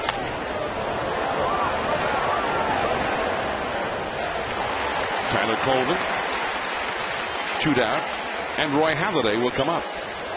We've got tight races going all around baseball now. I think the 4.5 game margin by the Rangers over the Angels equals the biggest lead, or maybe is the biggest lead in any division. Yeah. In the National League West, the Padres by 4 over the Rockies, 4.5 over the Giants. Cardinals now with a half game lead over the Reds in the Central. The Phillies 4.5 back of the Braves at the start of this day. The Braves already won their game. So we got good races going in every division in baseball right now. And don't look now, but the Oakland Athletics have been making a move in that American League West. They won again today over Kansas City. Their 5th consecutive win.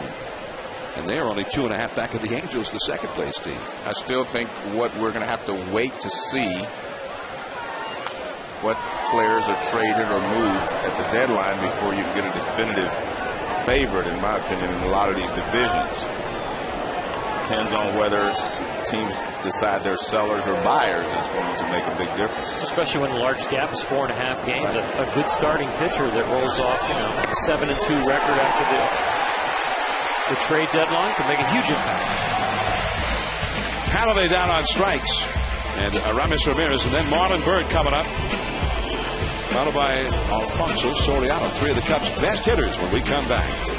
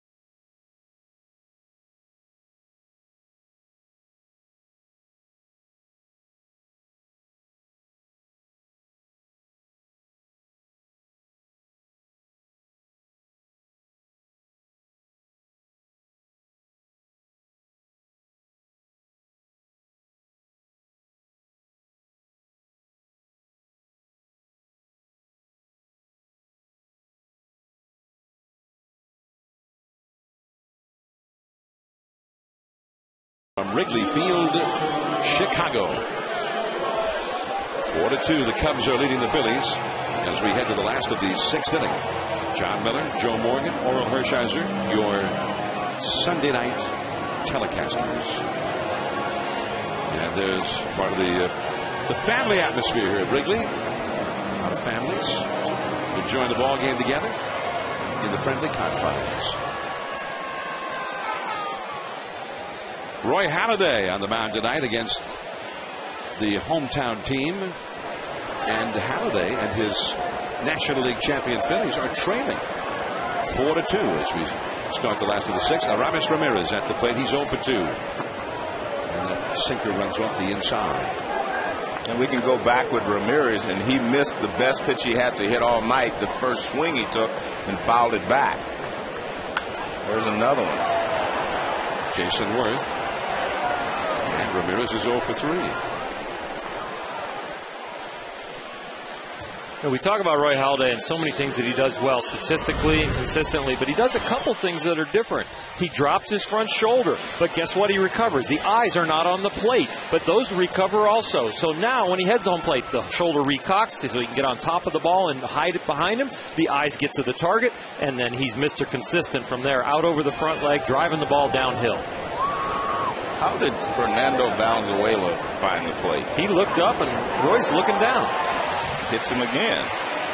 Giovanni Soto was hit by a pitch leading off the second inning, and that started Marlon Byrd, I beg your pardon. Marlon Byrd hit by a pitch. Giovanni Soto hit a 2-run homer for the first 2 runs of that 4-run inning. So Marlon Byrd hit by a pitch for the second time, and Halladay had been a little wilder than normal in this game.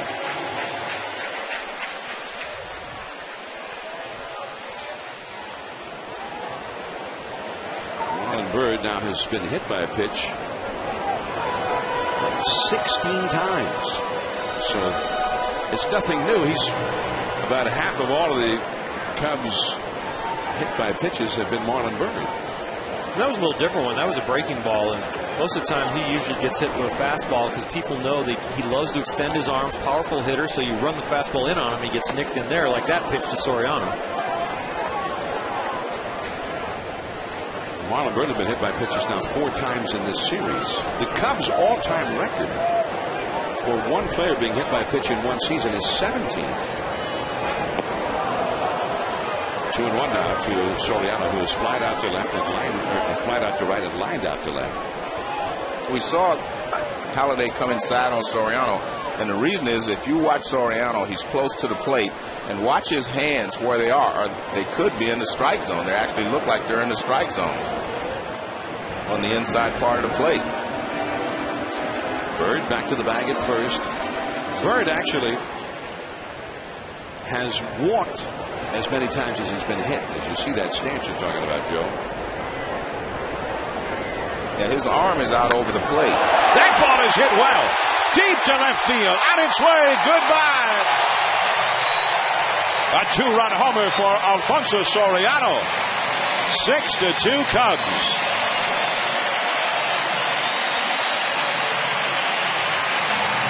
Soriano had the most at-bats of any Cub against Halladay, and he had hit 240-something, but he had hit a home run. I mean, and that's all you want to do against a guy like Halladay is fight him off. You're not going to beat him up. And he gets a pitch, and he drives it. That was a line drive right out of here. The wind not blowing out to left field, blowing out to right field. So he hit that one through the wind, if not against the wind. 17 home runs for Soriano. And he's actually starting to put together what could have been a very good year. Yeah, I agree. 17 homers, 49 batted in for him. Soto, who homered his first time, Polanco gets him here. A lot of people look at Soriano and they think about the fact that he was a 40-40 man, but that's a once-in-a-lifetime thing. No one does it consistently. Has a low fastball out over the plate, and again, his hands are out over the plate when he starts. So it's very easy for him to get to this ball. See how he's over the plate? And that's why Halladay threw that first fastball inside, but he gives him a good pitch to hit, and Soriano doesn't miss it. Yeah, Roy was attempting to come in on Sori, and he just missed his spot down the middle. Hit batsmen have started 2 different rallies for the Cubs against Roy Halladay, and they have 6 runs on the board against him. That sinking fastball a little bit low on the inside. He had not allowed a base runner since Castro's single back in the second inning until he hit Byrd here in the 6th inning. He had retired 11 in a row, and he hit Marlon Byrd and Soriano blasts a home run, the first hit since Castro's single in the second. The other thing is always the threat of retaliation when a guy gets hit. And there are some teams, apparently, if one of their guys gets hit, somebody's going to get hit. That's the end of it. The Cubs have been hit 5 times in this series, and all 5 of those guys ended up scoring. I guess that's another way of retaliation. Yeah, that is. That's the best way. You hit our guys, and we beat you. It's a different kind of pain. With some more psychic pain than actually, ow, ow, ow. And the Cubs are really on a roll right now. They don't want to wake the Phillies up. They had them down 2 games to love in this series. The 3rd game, they had them down 1-0 going into the 9th and just couldn't finish it off. Nice pickup by Jimmy Rollins on a bad hop. He throws out Terrio. But 2 runs on 1 hit. Halliday's allowed 6 runs in 6 innings. On Sunday Night Baseball, we go to the 7th. Top of the order for the Phillies, Victorino, Polanco, and Rollins.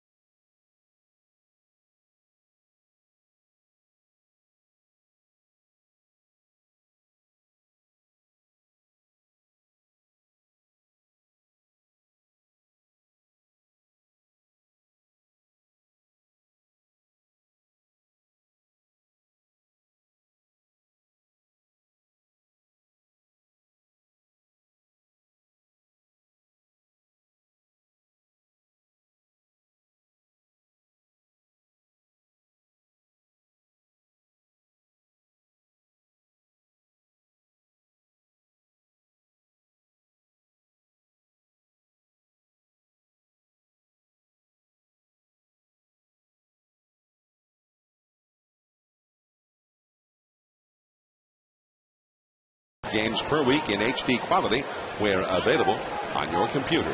Visit MLB.tv for details. From Wrigley Field, we head into the late innings. And the Phillies are trailing 6-2 as leadoff man Shane Victorino takes ball 1 from Tom Gorzelati. Gorzelati, I don't think favored by many in this matchup with Roy Halladay, the Phillies all-star, one of the best pitchers in the game, but Gorzelati has gotten the better of him here, allowing only 2 runs in 6 innings. He's got a 4-run lead as he goes to work in the 7th. He's done a very good job of keeping the Phillies off balance, but mainly dominating the inside part of the plate or the right-hand side part of the plate to the right-handed hitters, driving the ball in there.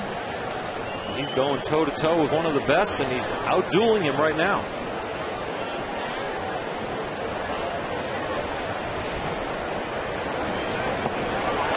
And that's all for Victorino, who is now 1 for 4. With Tom Gorzolani, what he's doing is he starts in the middle of the rubber. He cross-fires because he steps towards first base, and then he comes back inside to the right-handed hitters. So to the right-handed hitters, visually this looks like a ball right down the middle and up, and it ends up driving inside and jamming them, so they end up fighting the ball off of them. And then he takes that after speeding up their bat, and he throws a breaking ball out of that same window and gets them out in front like he just did there with Victorino on the strikeout. So he jams him, worked the ball in there with the crossfire, looking like it's going to be down the middle. It ends up on the inner half, getting him in trouble, and then he throws him a breaking ball, and they're out in front. Placido Polanco, 1 for 3 with an RBI. 6-2, the Cubs are leading. The Cubs, who were 1 out away from winning Game 3 of this series after taking the first 2. Now they are way ahead here in Game 4. They were ahead 1-0 yesterday when Polanco got the base hit. And Brian Schneider was able to score from second base, although Jim Pinella felt like Giovanni Soto should have caught the ball and tagged out the man, and the game would have been over. And Soto himself said, yeah, I should have made that play. This is all on me. The game should have been over right there. There's J.C. Romero, veteran lefty, warming up in the Phillies bullpen. And it's a walk for Polanco and the left-hander Gorzolani. Issues his 4th walk of the game.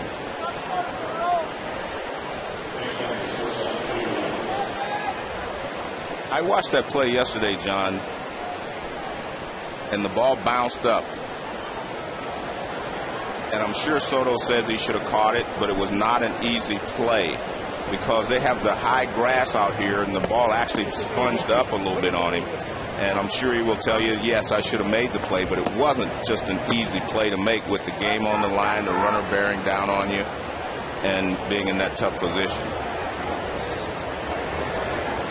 It's Marshall, the lefty, catched with the right-hander.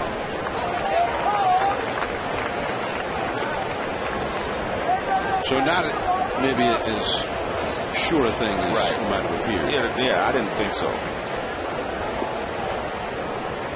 Jimmy Rollins been on base twice with a walk, and he reached an error this last time by Aramis Ramirez. But he's behind here 0-2. Remember, John, he's reaching up with one hand, catcher's glove. That's not like a first baseman's glove or an infielder's glove. There goes the runner. That's down the left field line, a base hit. Polanco running with the pitch, easily makes it to third, and Soriano throws to the wrong base and lets Rollins go to second. Well, that's where experience comes in, and Starlin Castro should have been yelling for Soriano to throw to second base, not third base. Castro is over indicating a throw to third. Right, that's why, but he's supposed to be yelling back to second because they had no chance to get the guy at third.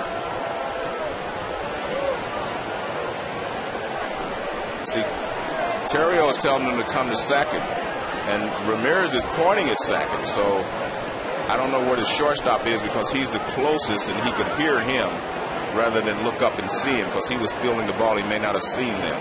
Here's Ryan Howard with runners at second and third. They've got a real shift, almost like 2 infielders and 5 outfielders for Ryan Howard. Castro's out in shallow center field, the shortstop, and the second baseman Terrio's out in right field, maybe 40 feet into right field. Look how they're playing it here. In the dirt. John, a lot of people may say, well, why doesn't he just dribble a ball, bunt it through the shortstop hole? Well, that's not who Ryan Howard is. And if you start thinking and changing your game, those 45 home runs he hits a year, 135 RBIs will disappear. That wind that had been blowing out to right, maybe more of a crosswind now. In from left, across toward right. There's nobody anywhere near second. Soto cocked the arm as if he was trying to pick off Rollins at second, but Rollins is the only one within 60 feet of second base. They're going to have a tough time throwing Jimmy Rollins out because he's getting a great secondary lead because there's nobody there to keep him close when the pitch is delivered. Not pre-pitch, post-pitch. 2-1 the count. And foul. 2 balls, 2 strikes. Well, we've seen where runners keep going, on a steal and whatever, because when you play these trick defenses, it takes you out of your fundamentally sound defensive personality. I mean, the Cubs know what they're supposed to do otherwise, but in this situation, you don't know exactly what you're going to do. Polanco at third, Rollins at second, 1 out. And Howard fights off that fastball at 92 miles an hour. The 112th pitch of the night thrown by Gorzelani. Still had pretty good life on it. And if you're Tom Gorzelani, it's not necessarily, I have to get Ryan Howard out here, because he has been more effective against right-handed hitters. And Jason Worth has struggled with runners in scoring position on deck. So Ryan Howard's a guy you still want to bear down to, and you have a base open. Chase that slider. That should get Polanco home. Rollins also tagging. Bird will throw to third as Polanco scores a sacrifice fly for Ryan Howard, and it's 6-3 Cubs. And here comes Lou Piniella out of the dugout. But Jason Worth, tough right-handed hitter, coming up. And Pinella's got the young right-hander and hard thrower Cashner ready in the bullpen. Looks like he's going to make a double switch as well here. His pitcher is due to lead off in the last of the 7th inning. And Jeff Baker is going to go into second base, replacing Ryan Theriot, the 8th base hitter. Here comes Cashner, and a nice ovation for Gorzelani, who leaves with a 6-3 lead over the Phillies.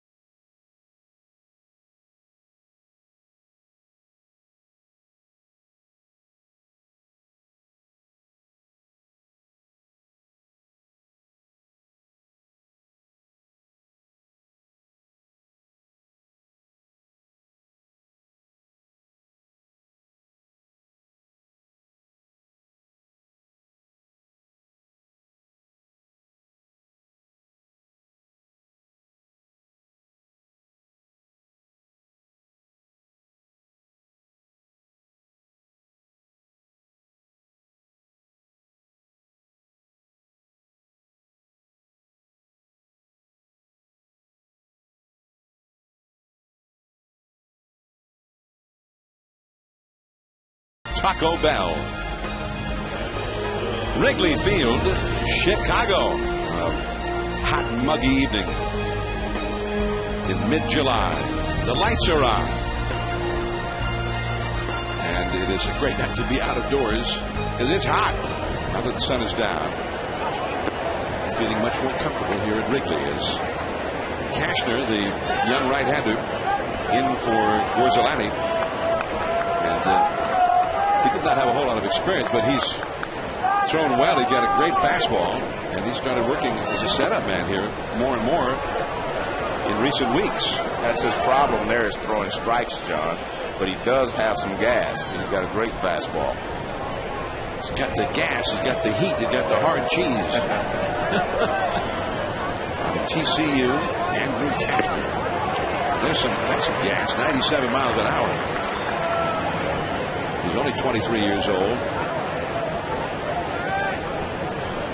Jeff Baker now at second base, replacing Theriot. So Cashner in the 8th spot, Baker in the 9th spot in the order after that double switch.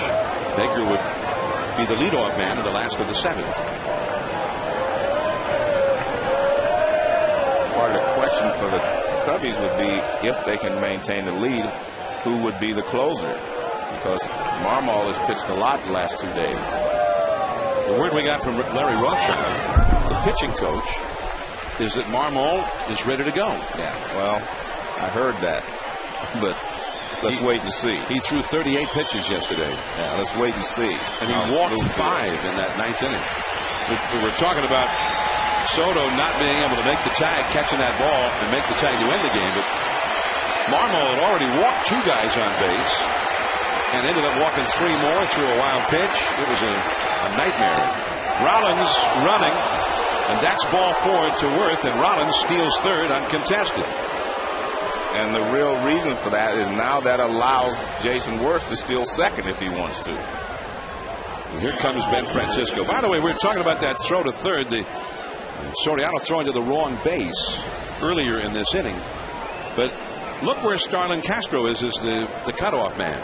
Well, that's what I said about the inexperience of a guy like Castro. He's got to learn the situation, not the play itself. The situation is you don't want another runner to move in a scoring position.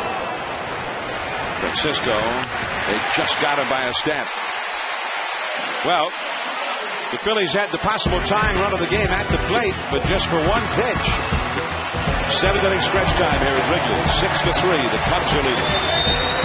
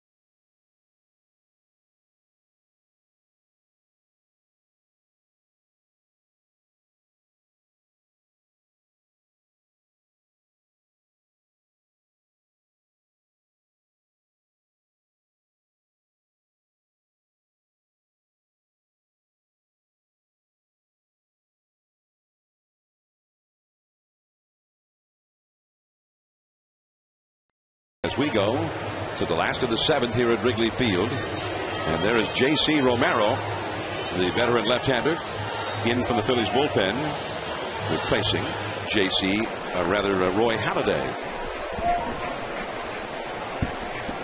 Halladay went 6 innings and gave up 6 runs, 5 earned on 7 hits, including a couple of home runs as that changeup is too high. One of the worst starts of the season for Halladay as a member of the Phillies. He's averaged almost 8 innings a start. It was short, believe it or not, at that number.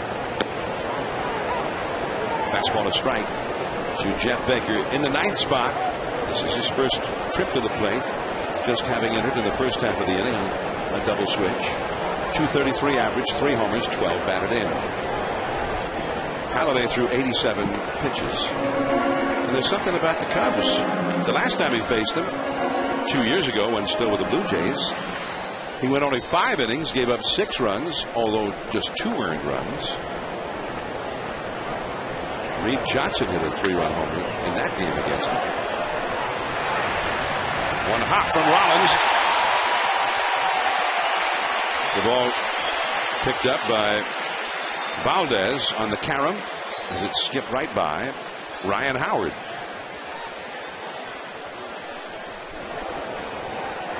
Major League Baseball is proud to support Stand Up to Cancer. Visit standuptocancer.org to learn how you can help in the fight against cancer. But he scored as an infield hit for Jeff Baker. Actually, there's no difference in your batting average, whether it's an infield hit or a home run across Waveland Avenue or off the ivy, whatever. Same thing. Here is Tyler Colvin. And he bunched that one high in the air, which was not the idea. Well, we've seen Lou Piniella try squeezes in 2 of the last 3 ball games, and they both worked technically. But we've seen Lou say, I'm going to help this offense. We've not been consistent. I'm going to do some things to try to help along. And the bunt has been put in play a lot lately. Scoring runs has been a problem for the Cubs for most of this season.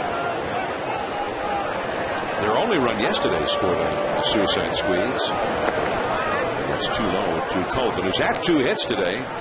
Grounded out his last time. But now facing the lefty. The Phillies and all of that power.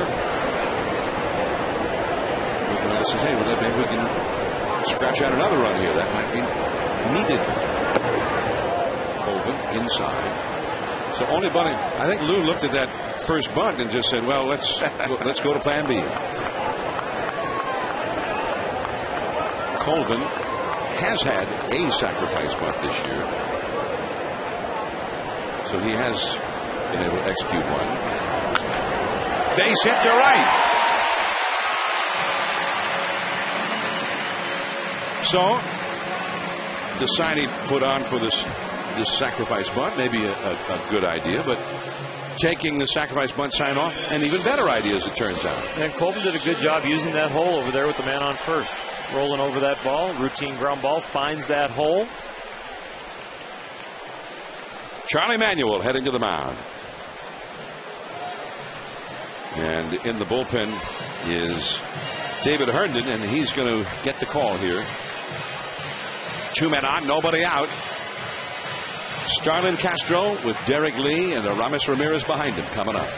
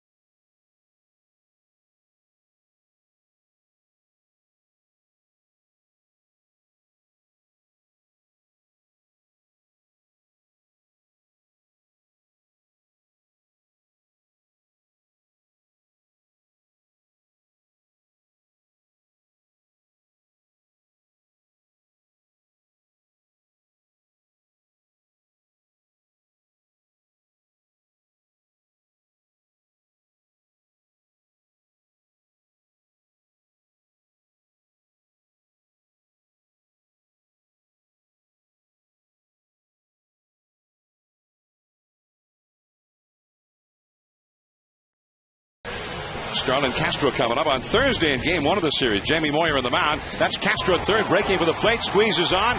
Dempster could not get to it. It was a wild pitch. A steal of home is the way it was scored. Then a suicide squeeze yesterday, successfully executed by Terrio, also bringing Castro home. And here is Starlin Castro to try and make something happen from home plate. Now, we just saw Piniella have Colvin try to bunt with a runner at first and nobody out. And he fouled the bunt away. What about Castro laying down a bunt with 2 men on and nobody out? I got to believe Lou's going to think that way. Got good speed at the plate, good speed on the bases. Just get it out down. It should get the job done. The Phillies seem to be thinking that way also, pinching at the corners. He squares. Right back to the mound and right by Herndon. And instead of taking that gift and getting the force out at third base, he gets nobody out. And the bases are loaded. Well, it's a bad bunt, but the speed of the bunt seems to speed up Herndon's mind, and it speeds him up in a way that he actually fumbles through the ball. It's a terrible bunt, a one-hopper back to the mound. He's thinking third, getting his feet ready, and that bobbles his eyes a little bit. You watch how he starts to turn his feet as the ball runs, which is the proper thing to do, but you've still got to keep your concentration on the ball and catch the ball first. Wow. Bases loaded, and here is Derek Lee. The infield in halfway. And a foul out of play. And a low slider from Herndon. Lee was grounded into a double play and twice struck out. So in what has been so far his worst season, Lee is not having much of a night either. Well, he is just missing too many pitches that he had. He had a couple of pitches that hit off of Halliday, and that was a good pitch to hit. And he's not able to put the ball in play. Center field, headed for the ivy. Baker scores. Colvin scores. Here comes Castro. And all three of them have scored. Well, he didn't miss that fastball in. That pitch was kind of up and in. The first one was out over the plate, which is where he normally likes the ball, but he was able to turn on this fastball in and find the gap.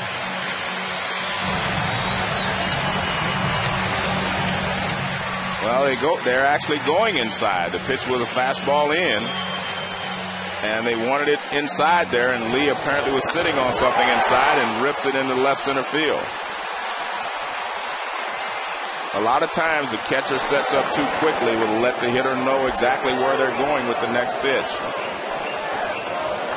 So the Cubs now lead 9-3. Ramirez to right field. On the move is Worth. Tagging is Lee.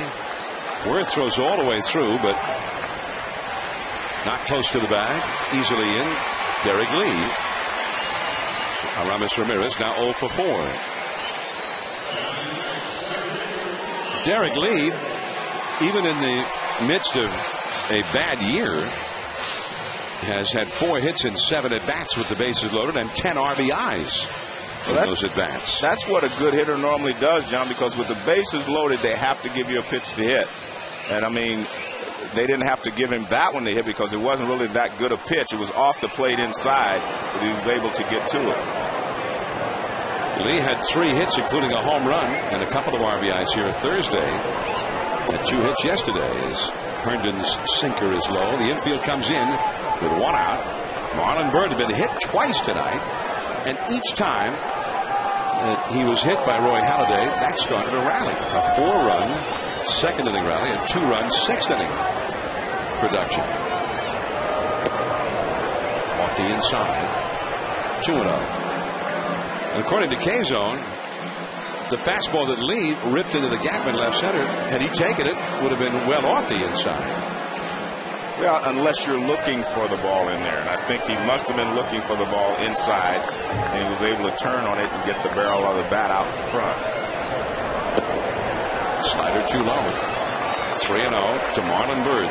They've really not wanted to pitch the Bird tonight, it seems. Of all the guys, all-star. Yeah, all the guys in the Cubs lineup, this is the guy that's hit all year. And he's not the one they're waiting to get hot. He's been the producer throughout the year. And that was called a strike on the inside. Whoops. I don't think Ed Hickox is happy about that. And I think I just read his lips. Sorry, Ed. Exactly. 3-1 the count. Marlon Byrd not only made that excellent defensive play in the 9th inning of the All-Star game, but he coached a walk in a determined plate appearance that helped set up that 3-run inning when McCann unloaded the bases for the winning hit. Byrd is walked here. 1 out in the 9th inning, a 3-1 game. David Ortiz was the runner. just in front of Bird. He wheeled around without hesitation, and he forced Big Papi at second for Carl took the throw. Well, what's great about this is the accuracy. I mean, look at that. If he doesn't throw it accurately to second base, he couldn't stretch out, and even Big Papi would have been saved. And the instincts of a center fielder playing right field, knowing what to do with that ball right away. Runners at first and third. Here is Alfonso Soriano, who ripped a 2-run homer his last time as the Cubs home run leader. On 1 the count. Now, John Buck hit that little bloop in the right field, and surely thought he had himself a base hit. He was going to be the possible tying run at first, and then Marlon Byrd turned it into a force out. No hit for Buck. And the American League was one step closer to extinction in that one, as that ball is fouled down the left field line. Off the bricks on the sidewall out there. 0-2. When you watch Alfonso Soriano, Johnny, has a lot of moving parts. That's why he goes through streaks. That's why he's such a streaky hitter. When all those parts get in tune, I mean, he's almost impossible to get out. But when they're out of sync, I mean, he chases the breaking balls, etc., out of the strike zone. As I said, he was a 40-40 man once, 40 home runs, 40 stolen bases. Pop-up could be trouble. And Worth can't get there. He has a chance for the force out. And that doesn't work either. Well, he looked at home first because he was wondering what the base runner at third, Derek Lee, was doing, because he had plenty of time to go to second base to get Bird, because Bird had to hold up. And he had to hold up close to first, because if he catches it near the line, it's a short throw back to first base. So he makes the play. Now watch, see, Bird can't go far, because if he catches it, he's got a short throw to first base. But he looks at home. Now he turns, tries to throw the second, and he doesn't make an accurate throw. He throws it in the dirt, and Rollins could not come up with the short hop. And it's very good base running by Derek Lee at third base. Yes. Giovanni Sono, who hit a 2-run homer to right center in the second for the first 2 runs of the game, and is 1 for 3. Takes ball 1. So Derek Lee read that one perfectly, but Jason Worth still was looking at him. Unlike Marlon Byrd in the All-Star game, who had no other runner to think about than Big Papi. The ball bounced, he grabbed it, spun, 1 hop throw to second. So then Worth, when he had to finally to throw the ball to second, he'd had that extra hesitation, and then the ball kind of skimmed right by Jimmy Rollins. He has a fantastic arm, but his 2 throws tonight that we've seen have been slightly offline. Not normal for Jason Worth. It also maybe gets a little more of an emphasis on just how nice play that Marlon Byrd turned in the All-Star game. It's a foul down off his foot or his leg. This was Marlon Byrd in the All-Star game on Tuesday on the bloop by Buck. And the throw to get Big Papi at second, perfectly executed. Well, see, Worth's going to look at home, and now he tries to throw to second. See, his body wasn't lined up toward where he wanted to throw, and Bird's was.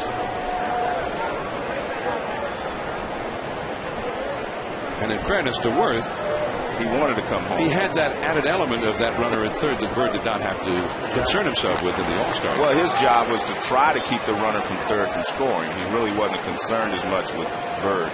He was coming in, tried to decoy Lee into thinking he was going to catch it, and then try to keep him from scoring. That's all he was trying to do. Base hit to left field for Soto. Marlon Byrd beats the throw. Soriano for third, and he is out. Jimmy Rollins, the shortstop, there to get the put out. Third RBI of the game for Giovanni Soto. And this one's starting to get out of hand now. It's a ground ball in the hole, and Ben Francisco does a good job charging it, comes in here, tries to hit the cutoff man, overthrows that, but Ruiz Out of the corner of his eye, sees Soriano trying to stretch something that's probably not necessary, but 11-3, you get a little bit more aggressive. Already in scoring position at second base. A lot of times you'll see runners try to move up that extra bag so that the cutoff man cuts the ball, takes the out at third, and the run scores easily with no play. But right there, the ball was already by the cutoff man, not necessarily needing to go to third. Andrew Kashner, the 9th batter of the inning, who entered and got the final out in the first half of this 7th inning. And he now is at the plate for the first time in his young major league career. 1-2 the count. Things had not gone well for Phillies bullpenners in this inning. First Romero, who allowed 2 straight hits, and now Herndon has had a terrible time of it, starting with his error on a poorly dropped would-be sacrifice bunt by Starlin Castro. And that sort of opened the doors and helped turn this into a big inning. Kashner is gone. 5 runs for the Cubs. It's not been a good year for the Cubs, but it's turning into a very nice series. And they lead here 11-3.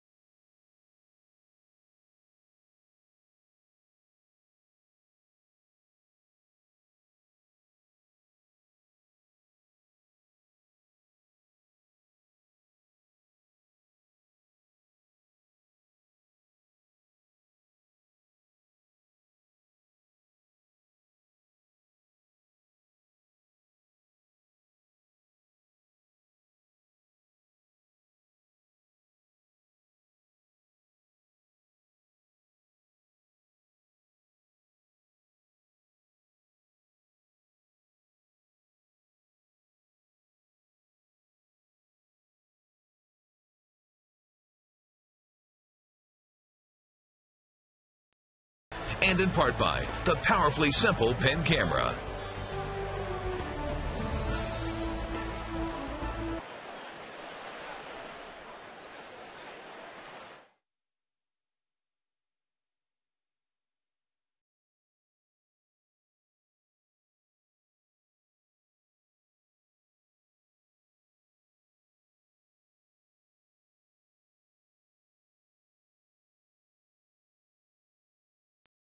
There's the view of downtown Chicago, the big city on the shores of Lake Michigan from the north side at Wrigley Field.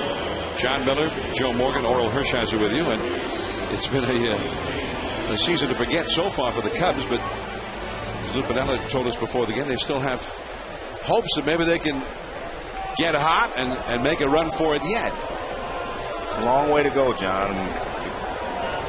People may not realize it, but a lot of things can happen. All you need is to run off like 12 out of 13 or something along those lines. You can get back in just about any race.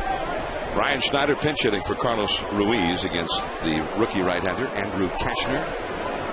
Suddenly the Phillies, who were down 6-3 when they were retired finally by Kashner to end the 7th. Kashner, remember, had to face the possible tying run. Ben Francisco retired him on 1 pitch. That was the high water mark of this game, really, for the Phillies. That's as close as they may get. Cubs with a 5 spot in their half, and they lead by 8. Schneider is out number 1. Let's go to the studio and Steve Berthiaume with the Sports Center right now.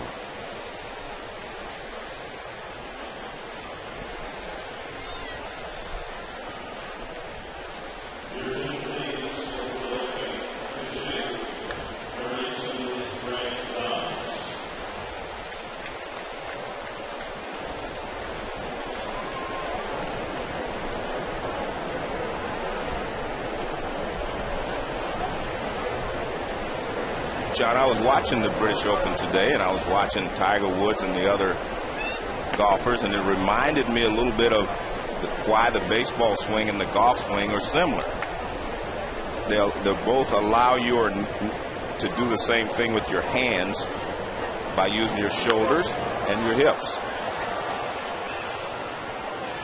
But Tiger's more of a low ball hitter than most. Well, we got a lot of good low ball hitters. Left-handed hitters are good low ball hitters.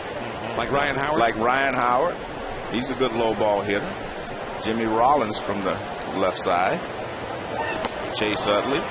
Greg Dobbs, by the way, a left-handed hitter, pinch hitting here for Wilson Valdez. With 1 out of the 8th inning against Andrew Kashner. There's Jimmy Rollins. And Raul Ibanez in the dugout, who's not played in tonight's game. That ball is back out of play just behind the Cubs dugout. Ramirez was over there just in case. A real good low ball hitter tonight. Soriano hit the home run. He's a very good low ball hitter. Talk about releasing the hands because of the shoulder and hip turn. 1 ball and 2 strikes. I'm not sure, though, that I follow this whole connection. I mean, I know they're both hitting the ball and they swing. And that ball is drilled away back there in right center and gone. A home run. Greg Dobbs, a pinch hit homer. A streak of lightning above Wrigley Field before it landed in the bleachers. 4th home run of the year for Dobbs. You know, the Phillies were able to sweep the Reds just before the All-Star game, and Dobbs played a big part in that. In the 3rd game of that series, he had a pinch hit home run to bring them to 7-5, and then they ended up winning that ball game.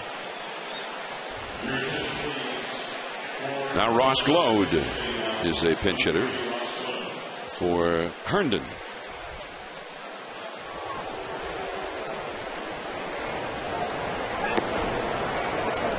And that is a ball too low. Cubs will face the Astros next. The Astros have not had a good year.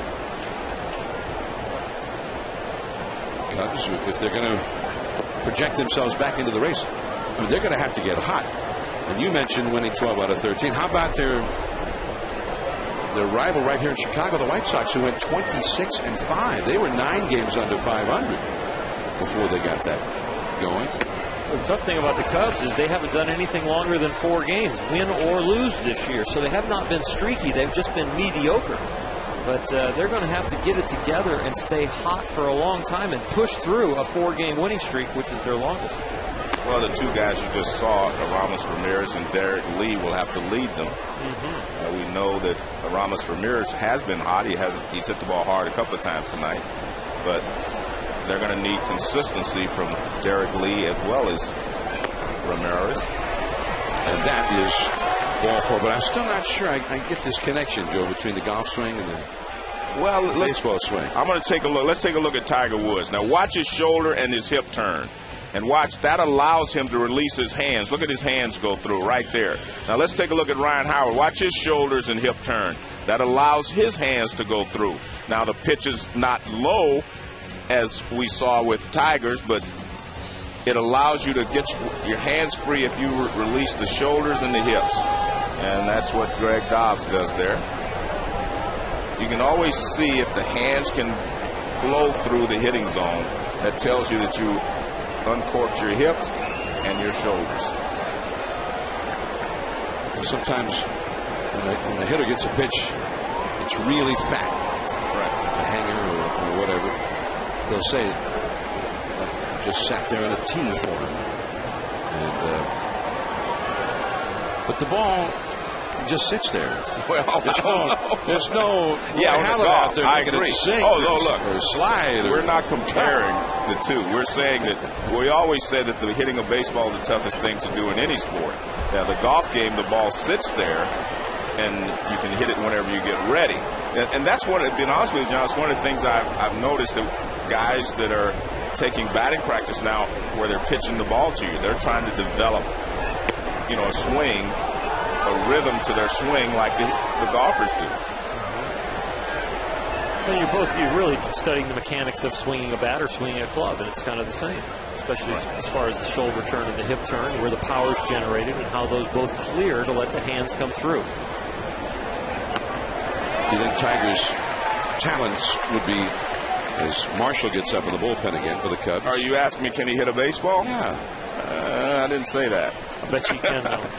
He's a batting good athlete. practice, thrown right at the right spot. Yeah, right spot. Right exact spot, a little bit low, just below the knees, down the middle. I think he hit it pretty good. Well, I remember Michael Jordan, when he was at the height of his powers, his father had passed away very sadly. And Michael Jordan had always been a great baseball fan, had been a player as a kid. And he retired from the NBA after several championships and went to the minor leagues and played for the White Sox. Strike three for Victorino. And he gave it a full season in Double-A ball. And he was already, 30 years old or 31, whatever it was. And had a lot of disadvantages because he had not played baseball in a long, long, long time. And hit about, 205. Although his manager that year was one Terry Francona. And Francona did tell us, he said, well, there was one thing about him, because he has struggled. But you put a runner at third or a runner at second, and he elevates his game. He's better. He's one of our best hitters with runners in scoring position. And I think he hit, 2 or 3 home runs that year, and he drove in about 55 runs, hitting 8th, 9th in the order. He should have hit him higher in the order because he bought the team a bus. They had a really nice travel. Once he saw that Double-A bus, he said, we're not going on that. Polanco, who is 1 for 3 with a walk, batting with 2 down, runner at first. A run is in. It's 11-4. Now, if Polanco could get aboard, Rollins comes up. Then if Rollins could get aboard, Ryan Howard would come up, and then the Phillies would have a chance to make some inroads. And right now is a very big disadvantage. Slider from Cashner in the dirt. So to remember, we had Michael Jordan, and he had gone back to the NBA by then, and we were here at Wrigley Field, I think 1998. Yeah, he came on with us. And I asked him, I said, what's the thing you learned about baseball that you really didn't know before? What's the number one thing? He said, hitters count. And how important that was to try and get into one.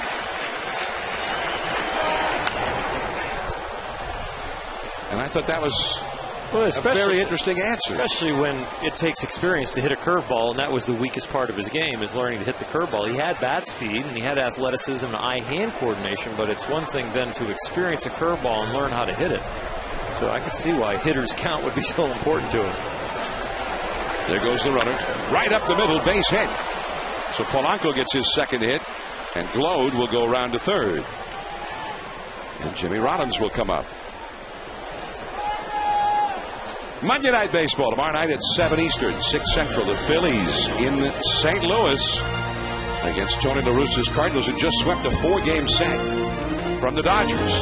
Then on Wednesday Night Baseball, Steven Strasburg. The Washington Nationals take on the Cincinnati Reds. Good test for Strasburg. Good test for the Reds. Indeed. Rollins to Marlon Byrd, and Ryan Howard is stranded on deck. 11-4, the Cubs are leading. To the last of the 8th we go.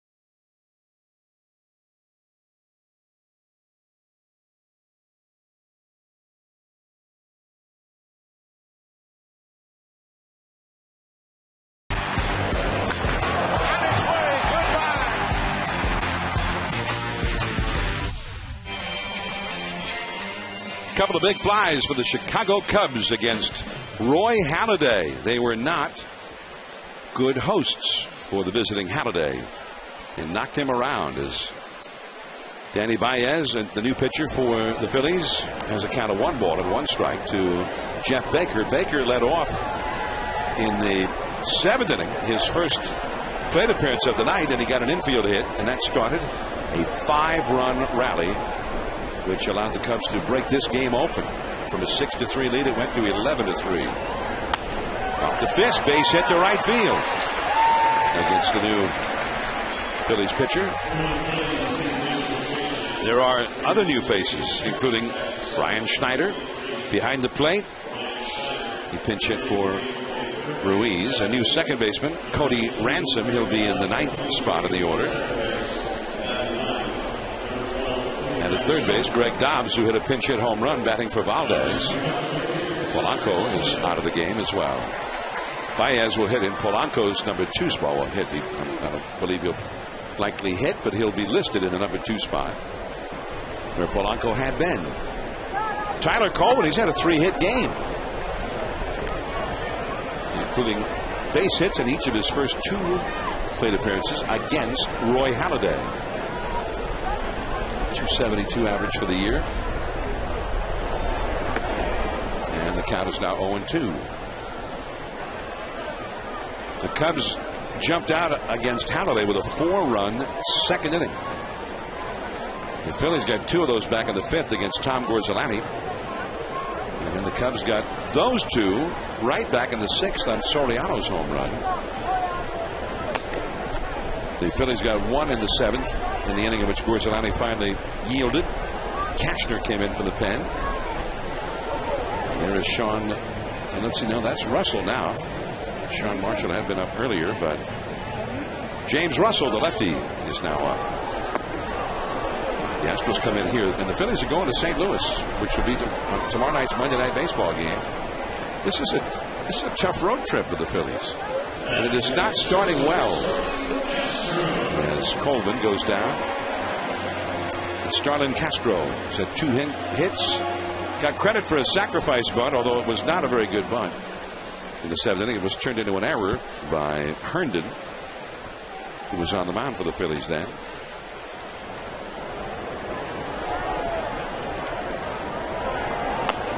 The slider is too high to Starlin Castro. There were people in the Cubs organization who thought, even as spring training was beginning, that the Cubs' best option at shortstop was this young guy. And then he was hitting extremely well in the minor leagues.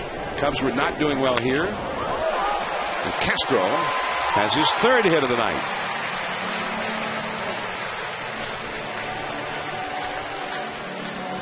You see some of his talent. I know, Joe, you admire these kind of hands. We just saw the hands from the golf swing of Tiger Woods and Ryan Howard. But look what he does with these hands, how he pulls this ball's in off the plate. He still gets the barrel on it by clearing those hips, pulling the hands in really close to his body. See how that back elbow's connected to his hip? Just like in golf, to get the club head through. That's how he got that. If those hands come out and around, he is jammed. He pulls them in, gets them close to his back hip. And I'll tell you what, he did a great job right there. It was a nice piece of hitting. Now Derek Lee. And it was Lee's hit in the 7th inning that opened this one up big time, from 6-3 to 9-3, all on one swing. Now Derek Lee's bat, a 3-run double to left center in the 7th inning.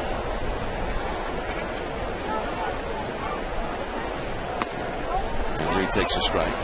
And there is, I guess, even room for optimism with Lee. Lee has had a history in years past where he's had a slow start of finishing strongly, and he's had a pretty good series here with the big hit tonight, and he's had 6 hits in this series. 1-2. Aramis Ramirez on deck. Ramirez had been real hot throughout the month of July, really until yesterday. He got shut down yesterday and is hitless tonight. Some of these bigger, taller players, they take time to develop their timing, to see what the pitchers are trying to do with them this year. Double play ball to Rollins, and the inning is over. We're going to the 9th inning. Ryan Howard, Jason Worth. The first two due up for the Phils.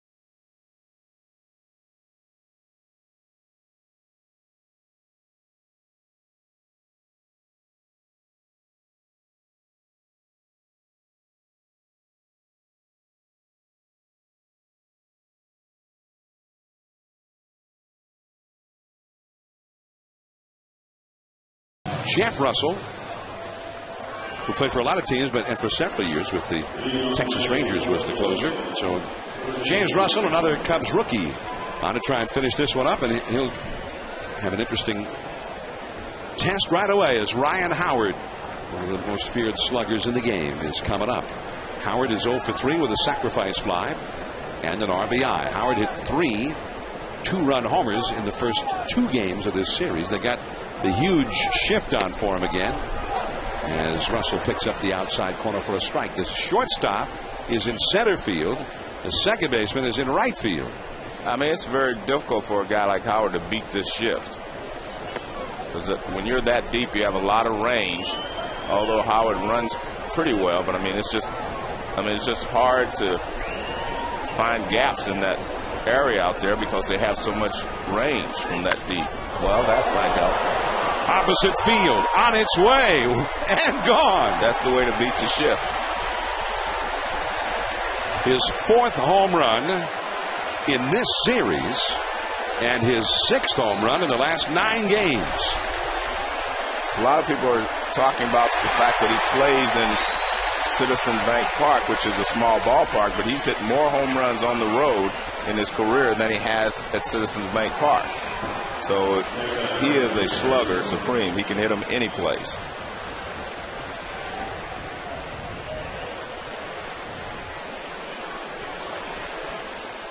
I'll tell you, when I was their age, I would like to keep the ball. But they ask him to throw it back here at Wrigley. Well, some people will bring in a ringer baseball and then allow the fan to keep the ball and give him the ringer to throw that back. Not even a question for him, though. I don't know. I think when I'm laying on my pillow tonight, I'm that little boy. I'm going, why did I have to throw it back? Ryan Howard with his 243rd career home run, and that ties Hall of Famer Chuck Klein for 4th place on the all-time list of Phillies sluggers, and they've had some pretty good ones, starting with a guy named Michael Jack Schmidt. Do you ever take you deep, Warren? Probably.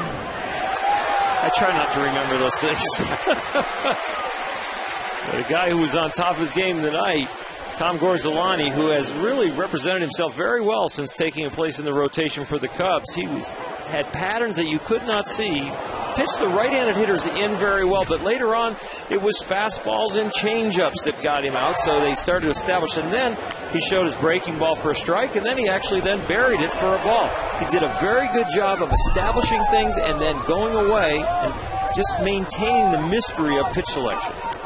He was very strong, and he outdid his much more heralded opponent, Roy Halladay, and he is our Chevrolet player of the game. Tom Gorzolani, congratulations. 6 2/3 innings, 3 runs, 2 earned runs on 5 hits in his night.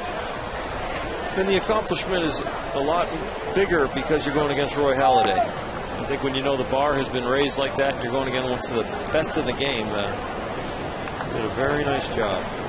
By the way, we did some checking because Oral really just could not recall all the home runs that Schmidt hit against him. Speaking of home runs, Ben Francisco, that's gone. And the Phillies are at least putting a few bruises on the Cubs rookie, James Russell, before they head to St. Louis. And that is their 3rd home run in the last 2 innings. Dobbs in the 8th, Howard here, and now Francisco here. And it's 11-6. Cubs. And the batter now will be Brian Schneider. Anyway, we found out, Joe, because Oral couldn't remember all the home runs that Mike Schmidt hit against him. Oh, here we go. Mike Schmidt, 4 hits in 29 at-bats against the Bulldog. Hits or home runs? Hits. Okay. No home runs. Really? None. Wow. He hit 138 against the Bulldog. That was the end of his career. It wasn't my ability. It was his losing his. It was not. So that's when Schmidt finally said, I better just retire. I can't hit that guy. I was going to say, he retired in the middle of the season. Schneider into left center. This will stay in the yard. And Soriano. If I remember correctly, he retired when he went to L.A., so he probably thought you were going to pitch. He did retire after he left the Giants. They were going to L.A. to play. I remember talking to him before he went to L.A., and then he retired.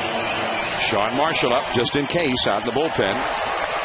Greg Dobbs the hitter. Phillies 3 home runs in these last 2 innings. There have been 5 home runs total tonight. There have been 14 home runs hit in this 4-game series between these 2 clubs. A 7 by each club. So Dobbs with 2 down in the 9th inning. Next Sunday, that old rivalry, one of the great rivalries in baseball, Cubs-Cardinals on Sunday Night Baseball from right here at Wrigley Field. Tony La Russa's Cardinals. And the Cubs, if they can do some damage to the Astros for 3 days, will have a chance to go head-to-head against one of the teams in front of them in the Central Division standing and do some damage face-to-face against the Cardinals. Well, the Reds got Edison Volquez back yesterday, and he pitched great. And, I mean, he's the guy that they need to get to the top of that rotation, and all of their young pitchers have pitched well. So it's just a matter of how many runs they score. But the Reds have a great defense and good pitching. And that is the ball game. And the Chicago Cubs win this game and take the series 3 out of 4. And it's time now for Cubs fans to get into a full-throated Go Cubs Go serenade.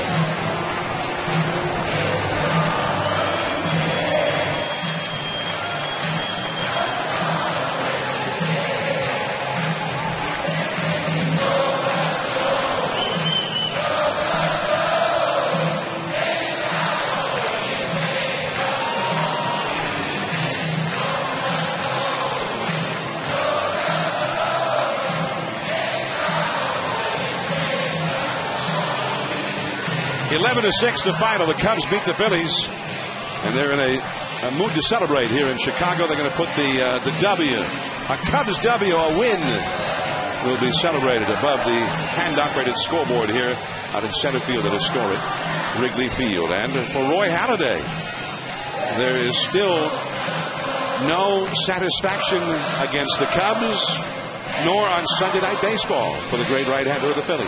Hard to believe that he's now 10-8 with an ERA below 2.5. But the Cubs put it to him, and they almost really should have had a sweep if their closer would have come through in Game 3. Indeed.